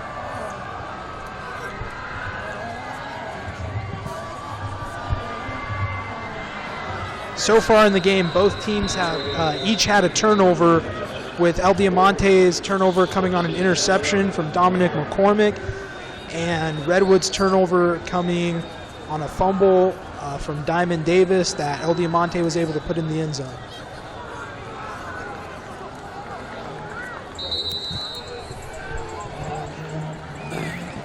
Solid kick by the kickoff man for El Diamante, puts Redwood at the 20-yard line, heading from our right to left.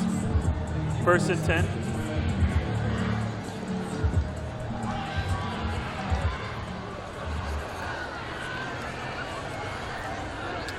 Rios under center. Richardson in the fullback. Schaefer puts his hand in the ground also.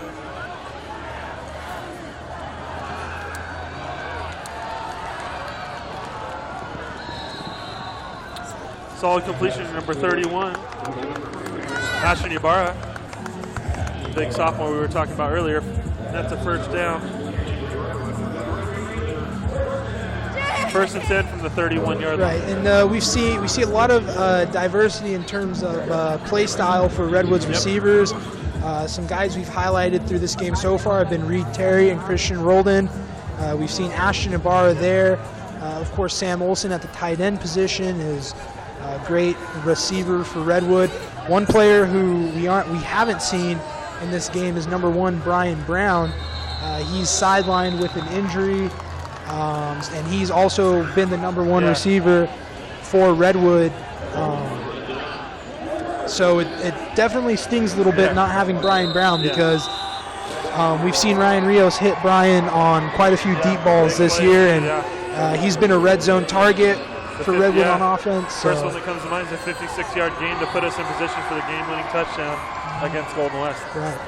So 1st and 5 here after El Diamante encroachment. Schaefer breaks through a tackle and keeps moving the pile, way down. Schaefer and Richardson remind me a lot of each other. They can hit people. So we're at 1st and 10 after about a 20-yard gain. Just hard to see. We can get a better view here. 6:43 left in the third quarter. 28-15 on the 49-yard line. on the El Diamante 49-yard line. Great run by Schaefer. And I think that's about the 4th time I've seen him move the pile like that. Oh, yeah, and we talked a bit earlier about how he's more of a runner who likes to take cuts, but he can push some defenders around if he has to. So it's definitely great to have some Swiss Army knives on offense. Richardson with the carry on 1st down.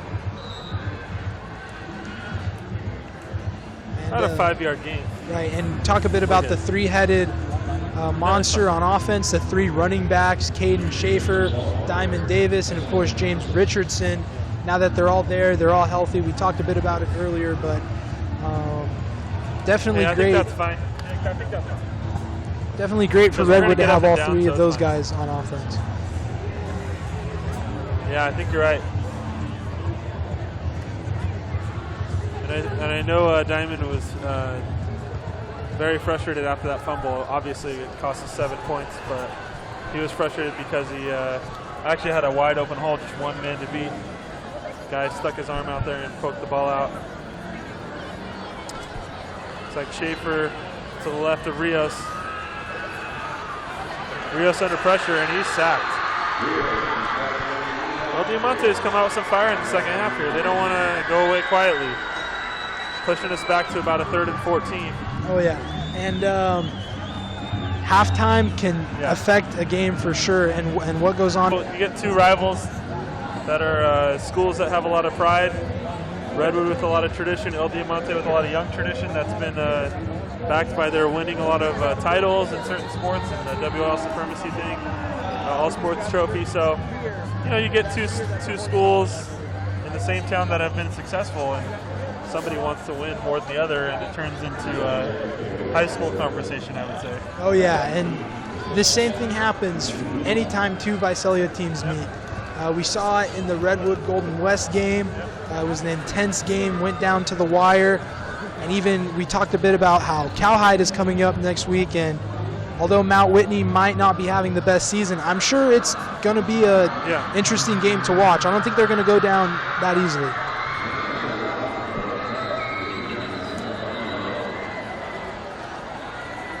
So again, on the kickoff, nice return by number 9, Bino. He's been their playmaker so far. Got it out to about the 35-yard line, I can't tell there. 42-yard line, scratch that. So great return. Anytime you're past the 20-yard line, it's great return in high school, and get to 42, that's amazing. So El Diamante, let's see if they come out in their no huddle. They're in shotgun again. Bino in the backfield. Vink back to pass. Has it in. Fumble. Looks like El Diamante may have recovered. I believe that was 75. Is that Brian Rangel? Rangel, yeah. Yeah, Brian Rangel almost had the strip sack, got the sack. Fumble came out, and El Diamante's big lineman got on it. Down to 2nd and 13 from the 39-yard line. El Diamante.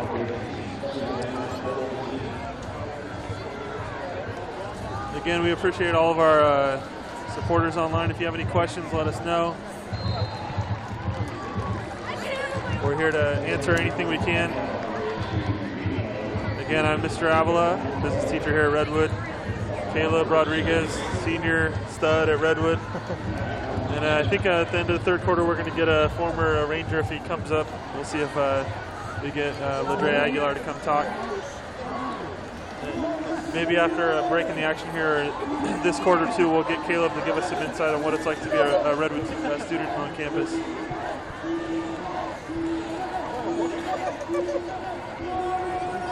Being back to pass, has a man. Caleb Wright made a play on number 9 Bino, who's been their best player so far on offense. Right, Caleb Wright with the broken wrist makes the play. And again, I believe that's his 2nd broken wrist of the season. He had 1. He played through 1 broken wrist. Not even sure if he was able to play a game without a cast on his arm because he broke the other one. But he's still out there playing and doing a great job.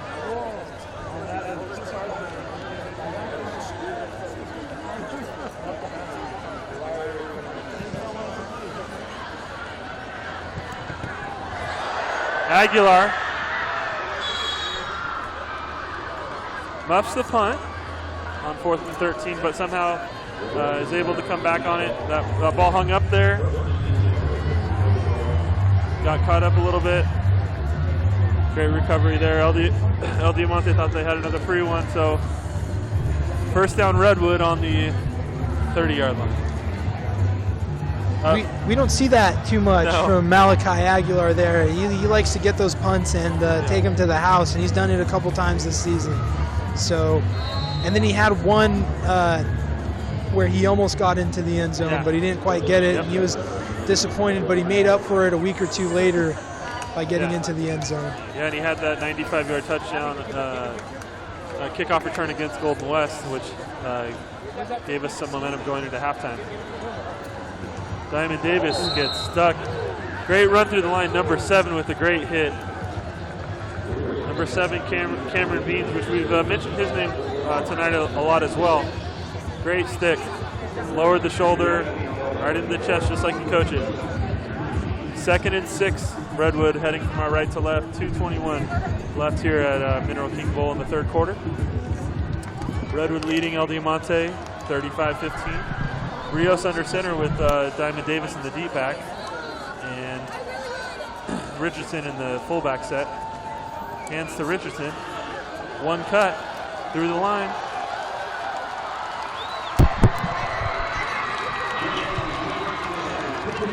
And breaks a big play. Not sure on the yard, but it was James Richardson into El Diamante territory. Clock running 1:54. That's about a 30-yard gain down to the 31-yard line of El Diamante. Again, Redwood leading 35-15.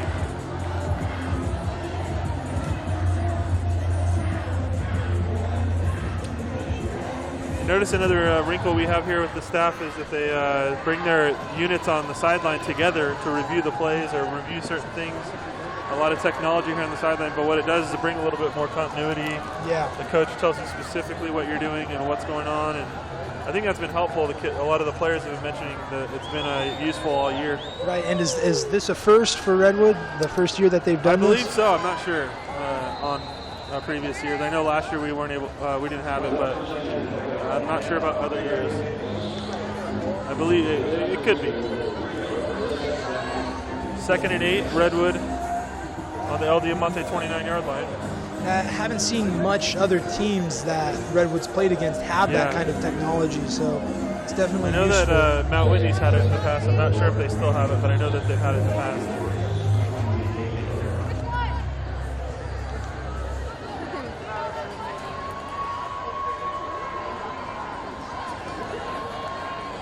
Rios under center, 2 men in the backfield. Davis and Richardson. Rios back to pass. I believe it was just out of the reach. Looks like he was trying to float one to the back corner of the end zone, but it sailed out of bounds. I think the defender used the sideline as a second defender to push him at it, cause the offensive player to keep fading towards the sideline, and it was out of bounds anyways. 27 seconds left here in the 3rd quarter. Rios had a very efficient game, and you noticed, you mentioned in the stats that he only had 6 incomplete passes in the first half, 12 for 18, and no turnovers from him tonight. So hopefully we don't do the old the announcer's curse, but he's had a solid game. Davis running harder than he usually does after that fumble. Breaks through the line for a first down. And again, like I said earlier, we've seen Diamond Davis running it close to the goal line throughout the season, so could be the game plan right now, give him the ball and try to get him in the end zone. All right, so we're down to the 4th quarter here. Clock about to ring, there we go. 4th quarter coming up soon. We'll see if we get another interview. If not, we'll find somebody to pull in here. So we'll take a short break here and come back to start the 4th quarter.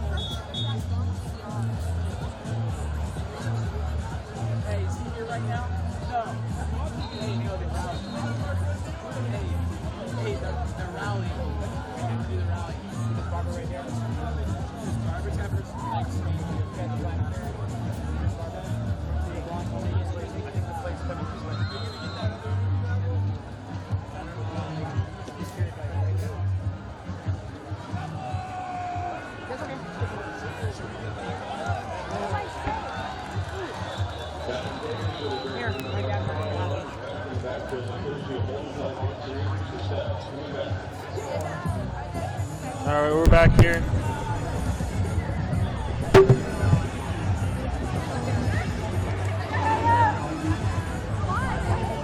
All right, we're back here, fourth quarter, 11:54.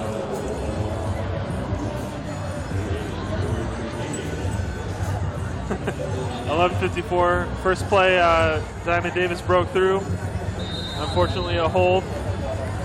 Puts us way back. It must have been behind the line of scrimmage that they called the hold. Must have been the other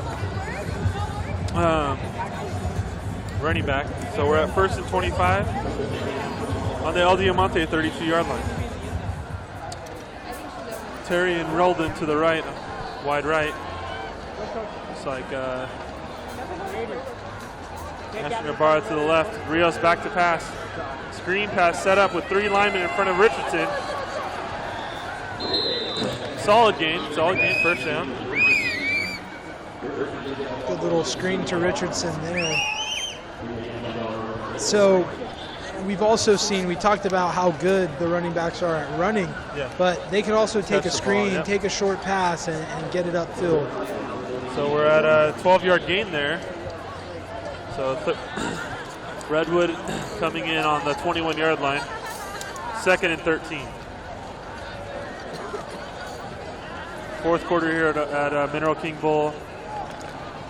Redwood leading El Diamante 35-15. Going from our left to right. Richardson in motion in the backfield. Rios under center.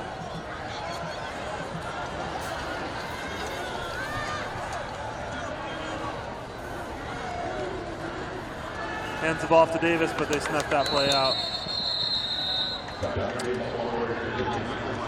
So we're going to have a long third down coming up here. But as we saw before, they might go for it on 4th down in this part of the territory. We'll see what happens. So we're down to about 3rd and 18, 3rd and 17, the 26-yard line. With a 35-15 lead with 10 minutes left, do you see Redwood going for it on a potential 4th down? Either that or they depends on how many yards they get here. If it's good enough, they might let Terry get a chance to kick a field goal just to work that in. I mean, 20-point lead in high school in the 4th quarter goes by quick. So 9 minutes left, 9:40 left. Rios is back to pass, puts it up to Olsen one-on-one, and of course he comes down with another Redwood Ranger touchdown. His 2nd of the night. And when you can get him one-on-one, what do you think happens? I like Redwood's chances when you have Sam Olsen one-on-one. That touchdown, obviously, we saw his first one was more of a wide-open touchdown. And that one was contested, and like I said earlier, he can do it both ways. So great play there. So we're at 41-15 with 9:34 left in the fourth quarter.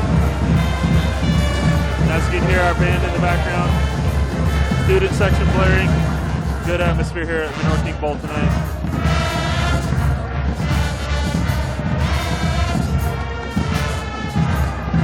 Shout out to Redwood's band. They put together a great halftime show. They've sounded great all year during the game, so big shout out to them.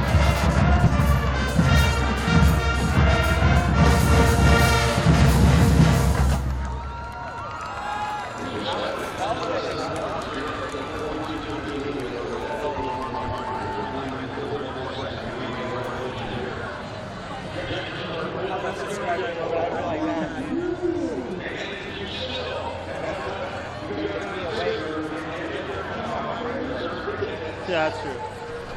All right, here we go. 9:34 here at left in the fourth quarter at Mineral King Bowl. El Diamante 15, your Redwood Rangers at 42. So we'll cut here a break away from football a little bit. Caleb, what are some things you enjoy doing here at Redwood? Well, obviously I'm involved in the video program. I love coming out here to the games on Friday nights and doing the broadcast and being in the video program. I'm also involved in the Academy of Law and Justice, which is a pathway program. It's a 4-year program that has classes about the legal field. Also on Redwood's mock trial team. So that's a lot of fun. We've been very successful. This is my 4th year on the team. The past 3 years we've won the county championship and represented Redwood at state. So this year, similar to Redwood's football team, we have some experience and we have some new people, and we're looking to dominate in the county championship again and hopefully take a state championship if we're lucky enough. Cool, great, man. And I know mock trial is a year-round thing for you, but what is it like for a new student? What should they expect when they're on the mock trial team? Well, mock trial is pretty intense. A lot of people don't know what it is. It's basically an academic sport is the best way to classify it, similar to FBLA that you're involved in. We practice 2 times a week, 2 nights a week for about 2 hours. And then you have the local legal coach, lawyers that come in and coach. Right, Andre Gaston and Chris Gomez are 2 local Visalia attorneys who coach us. We go to scrimmages around the state. I think if there's 2 or 3 things on campus that are good for students to be involved in, one of them is mock trial, obviously FBLA, I'm biased there. Yeah. Other things are sports and things like that, but our VAPA program is great too with choir, drama, band. I mean, the dance program is very intensive, so it's a great place to be. Obviously, we have a lot of great kids, but the programs we offer help those kids be great. I think that's an example there with you talking about your 3 county championships. Right, and big play from El Diamante. Right, and obviously the best thing, and I think what makes Redwood special, is we have everything here. We really do. Other schools have 1 or 2 things that they're really great at, and then everything else is kind of subpar. But Redwood has everything, and Redwood is good at everything. It's a good point. It's a great place to be right now. I think the kids make it great. Yeah, we have, mock trial, FBLA, band, music, FFA, dance, all the sports you could think of, aquatics, and or even our Gigantia yearbook, journalism, right. well-rounded. We even have a fully functioning auto shop on campus. That's something that not a lot of schools have. I'll give a highlight there. Was fortunate enough to be at an event for Mr. Cox yesterday, and he applied for a teacher award or a grant thing, and he was one of 17 teachers in the nation out of 750 applications. He won a $50,000 grant for the auto program and got his own toolbox with his name on it for the shop, and The district staff was there, school board members, superintendent, principal, a lot of students, and it was amazing to see Mr. Cox get recognized for all the hard work he does. It's awesome. We love to see teachers like Mr. Cox who put in a lot of work. They're passionate about what they do. Shout out to Mr. Henshaw, who is very passionate about the video program. And we can give that shout out because I forgot our last game was after the film festival, or before the film festival. Josh Glass and Aiden Kemp went with Mr. Henshaw to the All-American Film Festival and submitted 3 videos. All 3 made the top final cut, and one of them was, 2 of them made the final 4 against each other, actually competed against each other. And the video with Aiden Kemp and filmed by Josh Glass won the All-American Film Festival. So if you're thinking sports or other things, it's a national championship. Right. So big deal, very big deal. They were in New York City down in Times Square. Got to experience the nightlife there.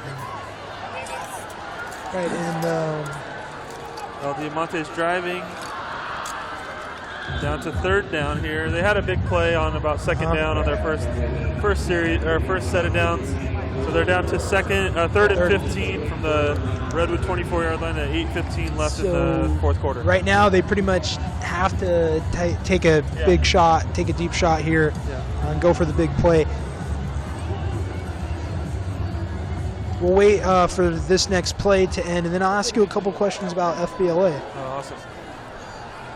Yeah, so Vink hasn't had a terrible night. I mean, he's completed a good amount of passes on these last couple drives. It's just been tough sledding against our offense for their defense. So it's just been a little bit overmatched, which is kind of what Redwood coaches were wanting.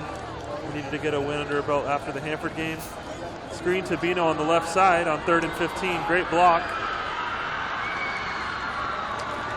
Close to a first down, and he has a first down. Close to the goal line, actually. So about a 21-yard gain, or 20-yard gain on 3rd and 15. All right, so we're talking a bit about the activities here at Redwood. I know you're the head of FBLA here at Redwood.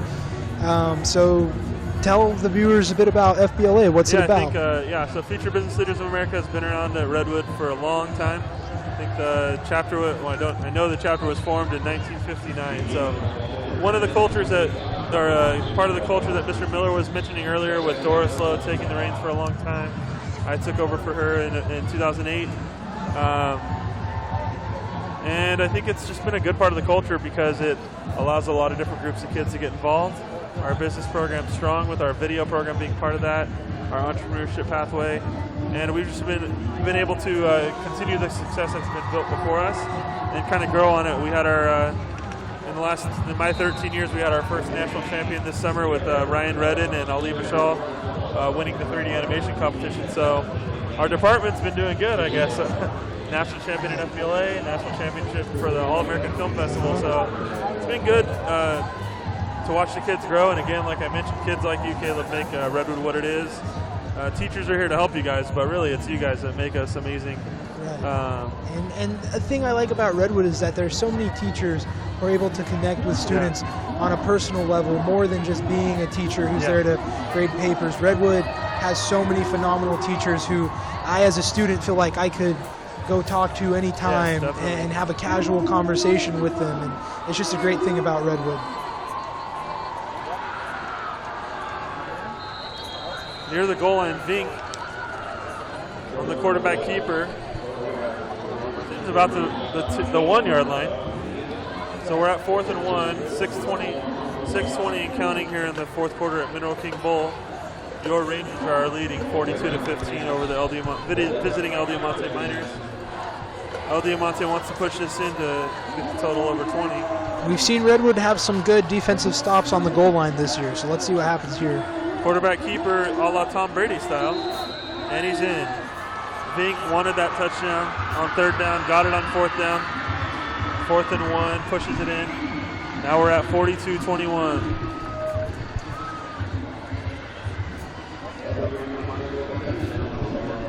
So 42-21, El Diamante scores. Just shy of 6 minutes left. Pretty significant lead for Redwood here, despite that LD touchdown. I'm sure we'll see Redwood just try to run the ball and run that clock down once they get the ball back. And our running backs don't want to run the clock down. They want to score. So that's what we saw last drive. Extra point hits the left upright and sneaks in. So LD makes it 22 to 42. Rangers still leading. 5:57 here at Mineral King Bowl.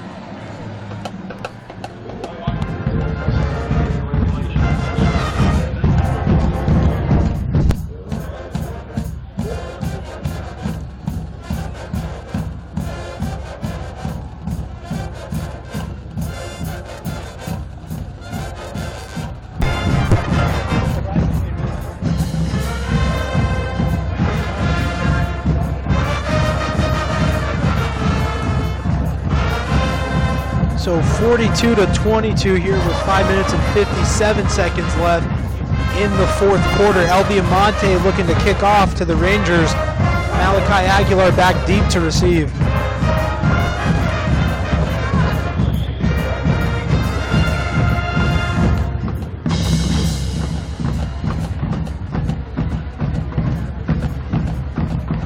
It's like a squib kick and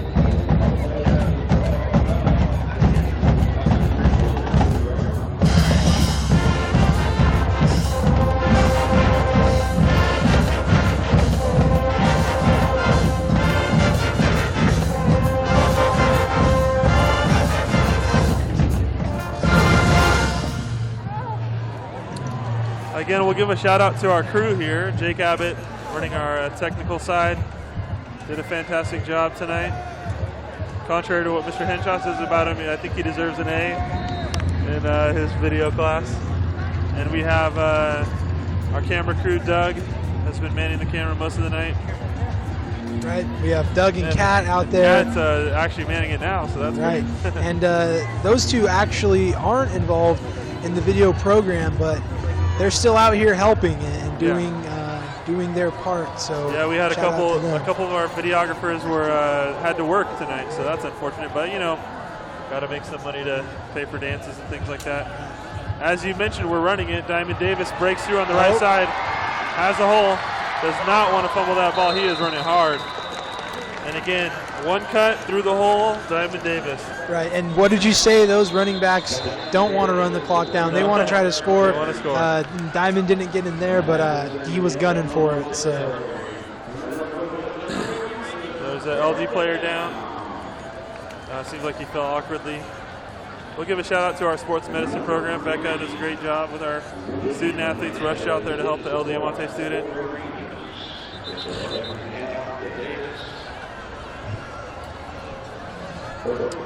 So Rangers on a 45-yard gain from Diamond Davis. Heading from our left to right. So Will Hernandez is in under center at quarterback. Rios is done for the night. I guess 42 points is enough for Sharp to feel comfortable putting in his backup quarterback, Will Hernandez Jr.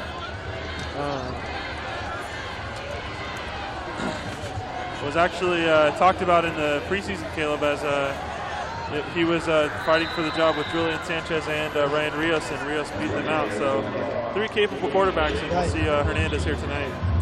Like you said, probably handing the ball off, but we'll see what happens with the offense from Coach Hart.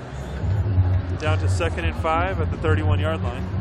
So Redwood's put 42 points on the board so far, as you mentioned. So that would be the second most points that they have scored in a game so far, with still 4 minutes and 53 seconds left to play. The most points coming against Atascadero, with the offense scoring 51. And then the Golden West game, the Rangers scored 42 points as well. So they're matching that game. Tried to hit Olsen for his 3rd touchdown there on 2nd down, sneak one in. Or sorry, yeah, 2nd down. So 3rd and 5 from the 26-yard line. We'll notice, not to bring up bad things, but this will be the 4th game that El Diamante has allowed 40 points or more. Again, a little bit of a rebuilding year, new coach. Has got him fired up for tonight, though. Coach Chris Franklin has done a good job motivating his boys. Came out after half, put a scare in the Redwood defense. getting down to the 1 and then capitalizing on the next play on the fumble. So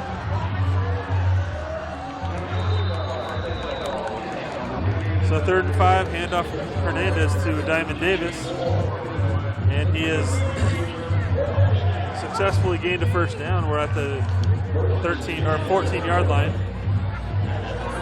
4:37 left in the fourth quarter.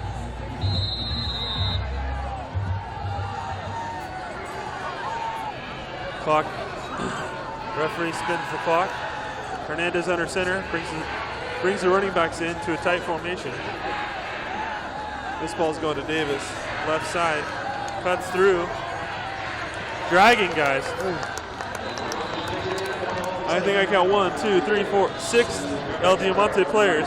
Right, and he almost got to the first down marker. Not quite sure if he got it. Oh, yep, he did. First down, first and goal for the Rangers on the 4.5-yard line. So that was about a 7-yard carry, some players with it. You mentioned earlier we had some injuries, Jackson Bailey, you mentioned Brian Brown, so hopefully we can get those great players back for us. Coming back after this week, we'll see. If not, and after Cowhide, I'm sure they want to get back out there for the Cowhide. Right, and I know James Richardson near the goal line, touchdown. And it's a touchdown. So definitely think that's the icing on the cake for Redwood here. No chance for El Diamante. It's 48, going to be 49-22 with 3 minutes and 35 seconds left in the fourth quarter. So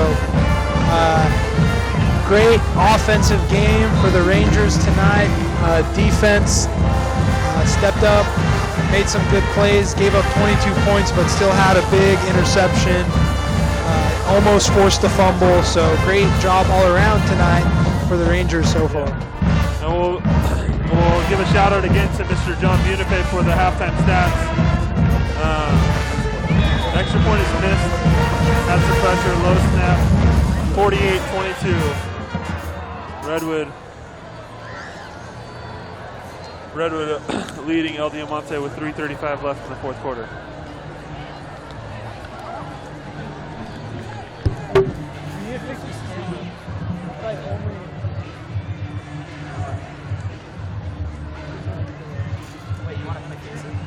We'll talk after.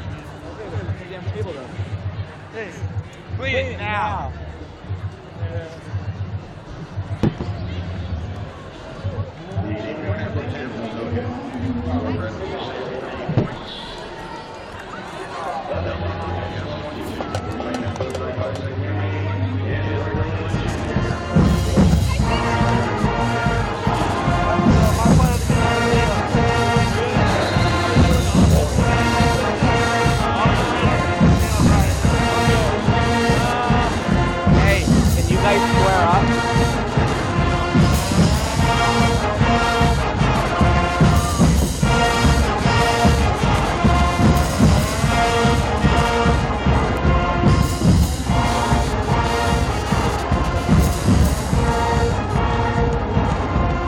Back.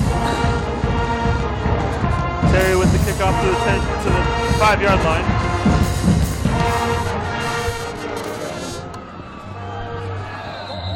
Looks like number 8,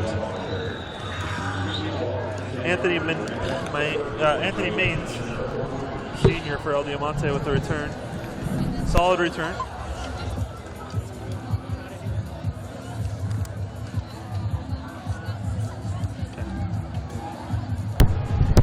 So about 3 minutes left here. We'll do, I'll let Caleb lead us off here with, we'll do one offensive, one defensive player each. We'll start, you can do both yours and I'll do both mine in a minute here. Your Redwood players of the game, 48-22, a lot of players to choose from, but who do you have, Caleb, for your offensive and defensive players of the game? Right, well the whole team did phenomenal tonight, but I'm going to have to go with Dominic McCormick on defense. He had a big interception in the first half, gave Redwood the ball back, was able to stop a El Diamante drive there. So great play. I'm sure that got the defense fired up. And then on offense, I'm going to have to pick Sam Olsen. Yeah, he's caught 2 touchdowns. Almost caught 3. Almost three, but he caught 2. One was wide open. just walked into the end zone. The other was a one-on-one contested play, and he jumped up there, made the grab, came down, put responsible for 14 points on the board for the Rangers out of that 48-point total. So, Mr. Avila, who are your players of the game for tonight? Yeah, so I'll start with offense. I mean, Ryan Rios, number 8, has been under pressure all year, being the Redwood quarterback. Team's doing successful pressure builds each week, and he's proven himself. And tonight, again, we don't have stats for the second half, but I believe it might have been 3 touchdowns, if I'm not mistaken. If not, at least the 2 to Olsen, and put a good ball out there all night. He stepped into his throws, so mine would be number 8, Ryan Rios, for the offense. And for defense, I'll give a shout out to the linebacker with the broken hand, as you mentioned, Caleb Wright. He's been all over the field flying around. You'll notice him shadowing people. He had some good stops, pass breakups. I think we saw at least 2. I know if I had a broken wrist, I'm weak, I'd be on the sideline. So seeing him out there with the cast, breaking up passes, putting pressure on the quarterback, he's done a great job tonight. So again, our 4 players of the game, 2 on offense, are the connection of Rios to Olsen, and our defensive players are McCormick. I mean, he had like you mentioned, great interception in the first half. And then we have Caleb Wright, number 44, on the second defensive player of the game. And I mentioned my offensive player of the game is Sam Olsen because of his 2 touchdowns, and obviously we've had Ryan Rios has had a great game, like you said. The running backs, all 3 of them have been involved, have had big plays. So really, who at the end of the day, who's behind all of that? It'd have to be the offensive line. Yeah. So big shout out. And again, with the offensive line mentioning that we even have Jackson Bailey out, and there's still, I mean, a couple moments in the game they took over. I mean, the last drive they took over, the drive before the halftime, before our second to last drive in the first half they took over. It was a great showing by the whole team. Again, we can only pick 2 players, but if we were to pick a unit, I think it would be the O-line. O-line for sure. And potentially the secondary, because they came up and stopped the end of each drive.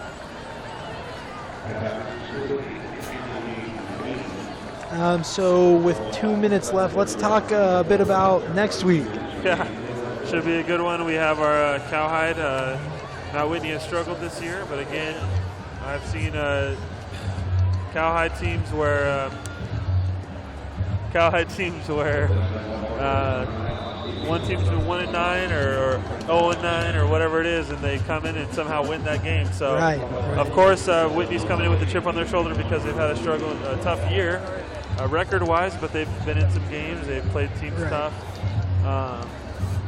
But it looks good for Redwood. I mean, again, as the announcers, we don't want to predict scores, but of course we would always want to predict Redwood to win. And next week they have a good shot to bring the Cowhide back. And you weren't a part of that, but Mr. Miller mentioned in the interview that one of the hardest traditions and best is that you move that hide back and forth, and he's had to be on, as activities director, go to Mount Whitney to give him the hide, and he's going to be excited if we can bring it back home to watch the assembly, where we have a Monday assembly or Tuesday assembly after Cowhide to bring back the hide. So. Right, and obviously Mount Whitney had a significantly different year than Redwood has had so far. Their varsity team, they were short some players. They had to move up quite a few players from their JV team. So now their JV team, there is no JV team for Mount Whitney at this point. And unfortunately, the paper mentioned a lot of injuries, and they just had it was just a tough year for them. And of course, you don't want to see that. You mentioned having a strong league, and the West Coast Assembly League has always been fairly strong. And so to have teams have to collapse the team, they don't want to do that. Nobody in the league wants them to, but it's just an unfortunate thing. I think what it'll do is help Redwood be motivated, knowing that they have more numbers up there now and new players to give them breathe new life for them. We had an injured Ranger on the field. There we go. As we mentioned before, again, Visalia teams always have a chip on their shoulder against each other, but tonight we have seems a couple extracurricular things going on because we had a penalty on El Diamante there. for a personal foul, moves it back to 1st and 19 from the Redwood 38. Vink pass back to pass. Has a man. Oh, just behind the receiver. Tipped by Malachi Aguilar. Oh, check that. It was Isaiah Aguilar.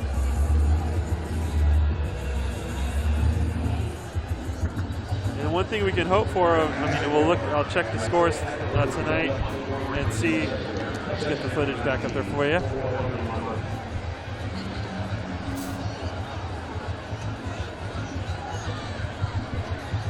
Big number 85 with the catch. We have, seems like a hold in the backfield.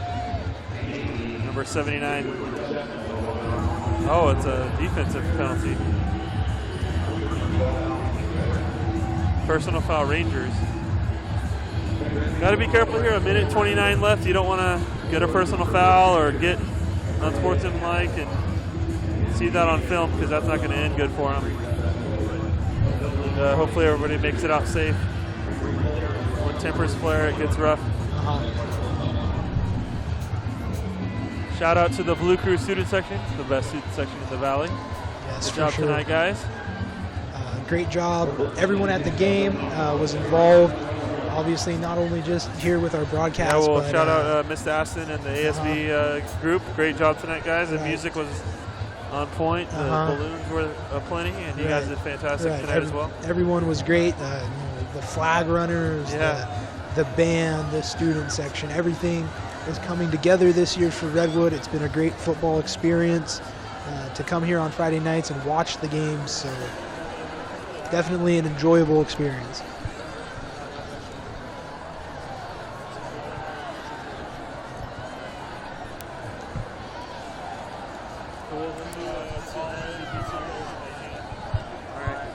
So as I'm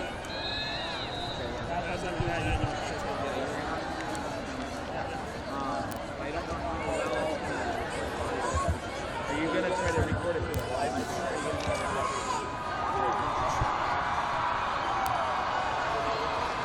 I don't care. I don't know. We'll just do it on this. Go back to it.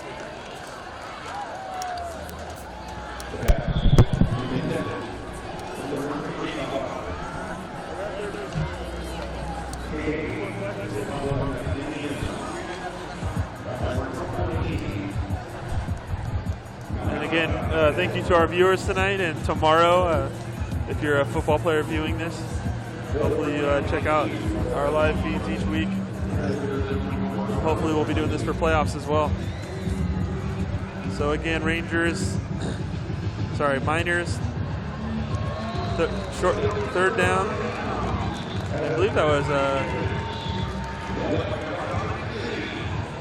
Dominic C in the game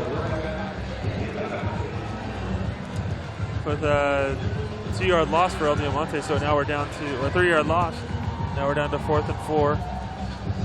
50 seconds left. Clock running on the Redwood 21-yard line. 48-22. Redwood leading. Has a man. Oh, pass a little behind him. Made a play, but then Malachi Aguilar came in and stuck with him. And I'm sure with 37 seconds left in the fourth quarter, LD would like to put the ball into the end zone. It wouldn't affect the outcome of the game, but certainly could help them. Could certainly help them build up confidence for their next game. Yeah, luckily we stopped them there. We can get a knee and get out of here safely. Been a lot of penalties on this last drive for El Diamante due to, I would say, frustration from El Diamante.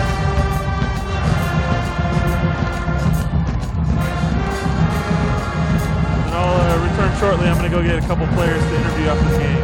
So I'll leave you with Caleb.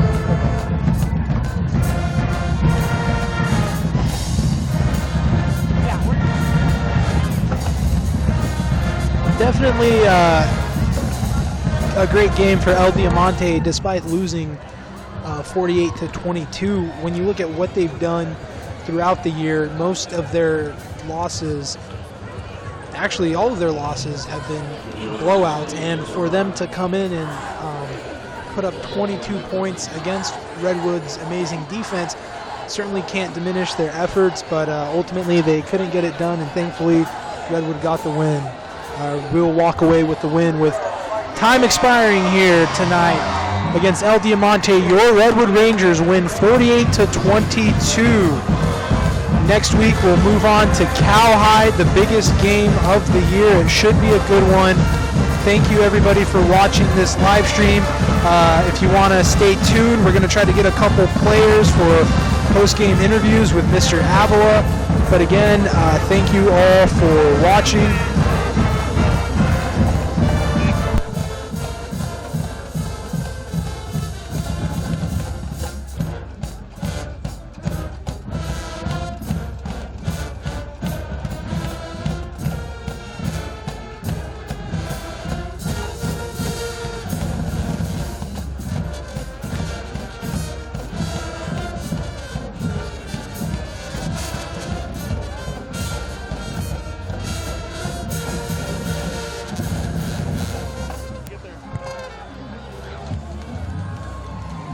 So we're done with this camera? Yeah, we're done with this one. You turn it off.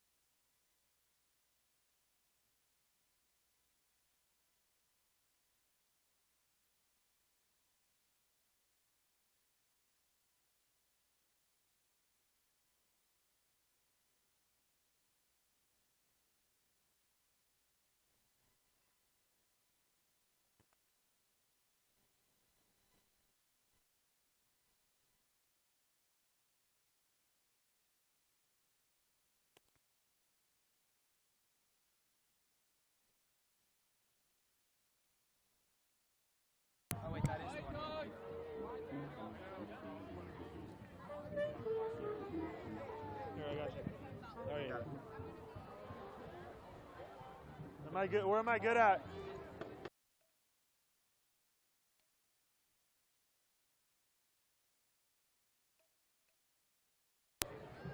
Watch it tomorrow, dude. Check us out tomorrow. Ranger TV.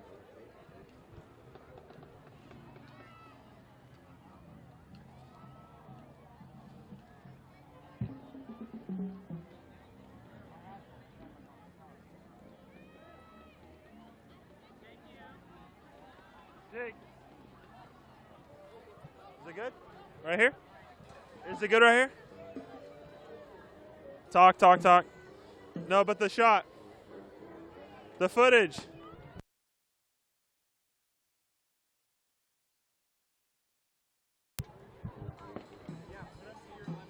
Okay. All right, we're coming back here with the interview. This is mostly for you, Mr. Henshaw, so you can cut this out later. Again, great win for Redwood, 48-22. Pushes us to 8-1 overall. We'll get an interview with our two defensive players of the game, Dominic McCormick. Go Rangers. And Mr. Miller. And Caleb Wright. So we'll get them over here shortly, and we'll wrap up our broadcast tonight.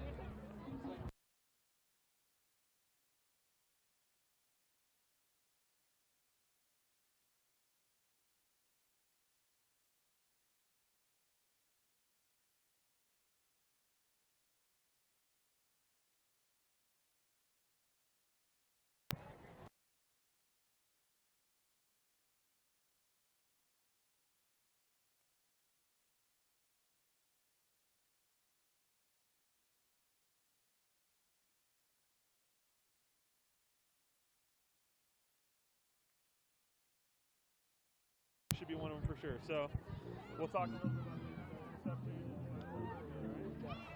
All right, we're here with number 10, Dominic McCormick, following up our broadcast tonight. A dominating 48-22 win for Redwood High School, pushing up to 8-1.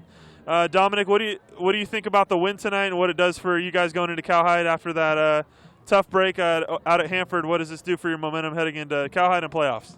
I think it's good because we won one game after our loss, and now we're just going to be on the road to the next one. Yeah. Hopefully we win Cowhide, and then we're in a good position for playoffs. Awesome. Yeah, and if you win Cowhide, that'll give you a lot of momentum, push you to 9-1, so that's a great thing for playoffs. Walk us through that play. I know it's a while ago now, but first quarter you had a great interception, kind of silenced the drive. They were moving a little bit on the defense, just get you guys getting acquainted with them. Walk us through that play. Amazing play on the sideline over on the far side. What was going through your mind? How did it feel to make that play, etc.? We were playing white, which is man. So my man was the tight end. Okay. And I knew big boy. Big boy. I knew it was going to him, so I played off a little so he could throw it to him. Yeah. And whenever he threw it pretty far, so I just got on my horse and tried to get there. Yeah. And you got there. Yeah, and he was on the sideline. Right on the sideline. Yeah. I think I got just 1 foot in. Yeah. Awesome. And any shout outs you want to give, friends, mom, aunt, uncle? What do you want to say to end the night? And you can be on your way. I know you want to go hang out with buddies or whatever you want to do. I want to thank my parents for being here, my grandparents, and I want to shout out my other defensive backs, Mitch, Q, and Kai. Awesome. All right, man. Good job, dude. All right, next up we have Caleb Wright, Mr. Broken Hand here, number 44 in your program, but as always, number 1 in your hearts. So, Caleb, we mentioned it earlier in the game. Actually, Caleb Rodriguez was mentioning that you were all over the field. So, what did you see from their offense that you could take advantage of? You're an aggressive player. We noticed on max reps you have the most tackles on the team, and I think that's on purpose. The coaches put you in a good position. But walk us through some of the plays tonight. What set you apart in getting, I would say 8 to 10 tackles, but maybe the papers say 100. I don't know how many tackles, but walk us through the night. There was a couple plays where the guard, he just made like a really easy pull for me, and it was just easy to read, so I just fly to the backfield. And then on a couple other plays, some of my bigger plays were in pass coverage. The running back, I just stuck with him, and I don't know. Yeah, we noticed on number 9, he seemed to be their go-to player, number 9, Bino, I think is his last name, or Beno, however you say it. And you were stuck in coverage on him one-on-one, and that's always a tough assignment for a linebacker. But how did it feel to I think there was a third down play coming this way, a big pass breakup. What does that do for your momentum walking off the sideline to your coach, who may be frustrated on other drives, but wasn't frustrated on that drive. What are your thoughts? Well, Austin Beto is a good friend of mine. We grew up playing football together, tackle and flag, so I kind of like know how he plays, and he's always been faster than me, but not anymore, so I just stuck with him, man. And I feel like that play kind of gave us momentum to make a couple more stops on the defense and finish out the game. Cool. All right, man. Again, we have Caleb right here. We talked to Dom about this a little bit. What does it do for momentum heading into Cowhide, and what are you guys looking forward to in Cowhide, and how it prepares you for playoffs? If you end up 9-1, what is that going to look like going into playoffs? We're going to end up 9-1, and it's probably hopefully we'll get a first-round bye, and then that'll give us more momentum going in because we'll get a week to prepare for whoever we think is going to win that first-round matchup. But Hyde's coming home, baby. Yeah, so you got to prepare for next week. But as you say, I think we were talking about a little bit. We don't predict scores, but we always predict a Redwood win. So we're hoping for that next week. Thanks, Caleb. We'll shake the mitt and signing off here so you can get back with your buddies. All right. Thank you guys for watching. Thank you, Jake Abbott, for all you did. Caleb Rodriguez. Who do we interview tonight? We had Mr. Suziño, thank you. Mr. Miller. We had Mr. Henshaw from behind the scenes. But once again, we want to say thanks you to our viewers. And we have Caleb here. Shout out. And Doug, our cameraman expert, who's going to come back for the next 20 games. All right. Signing off. That WYL title game, Doug will be right there. There you go, yeah. Valley title, yeah. All right. Signing off. See ya.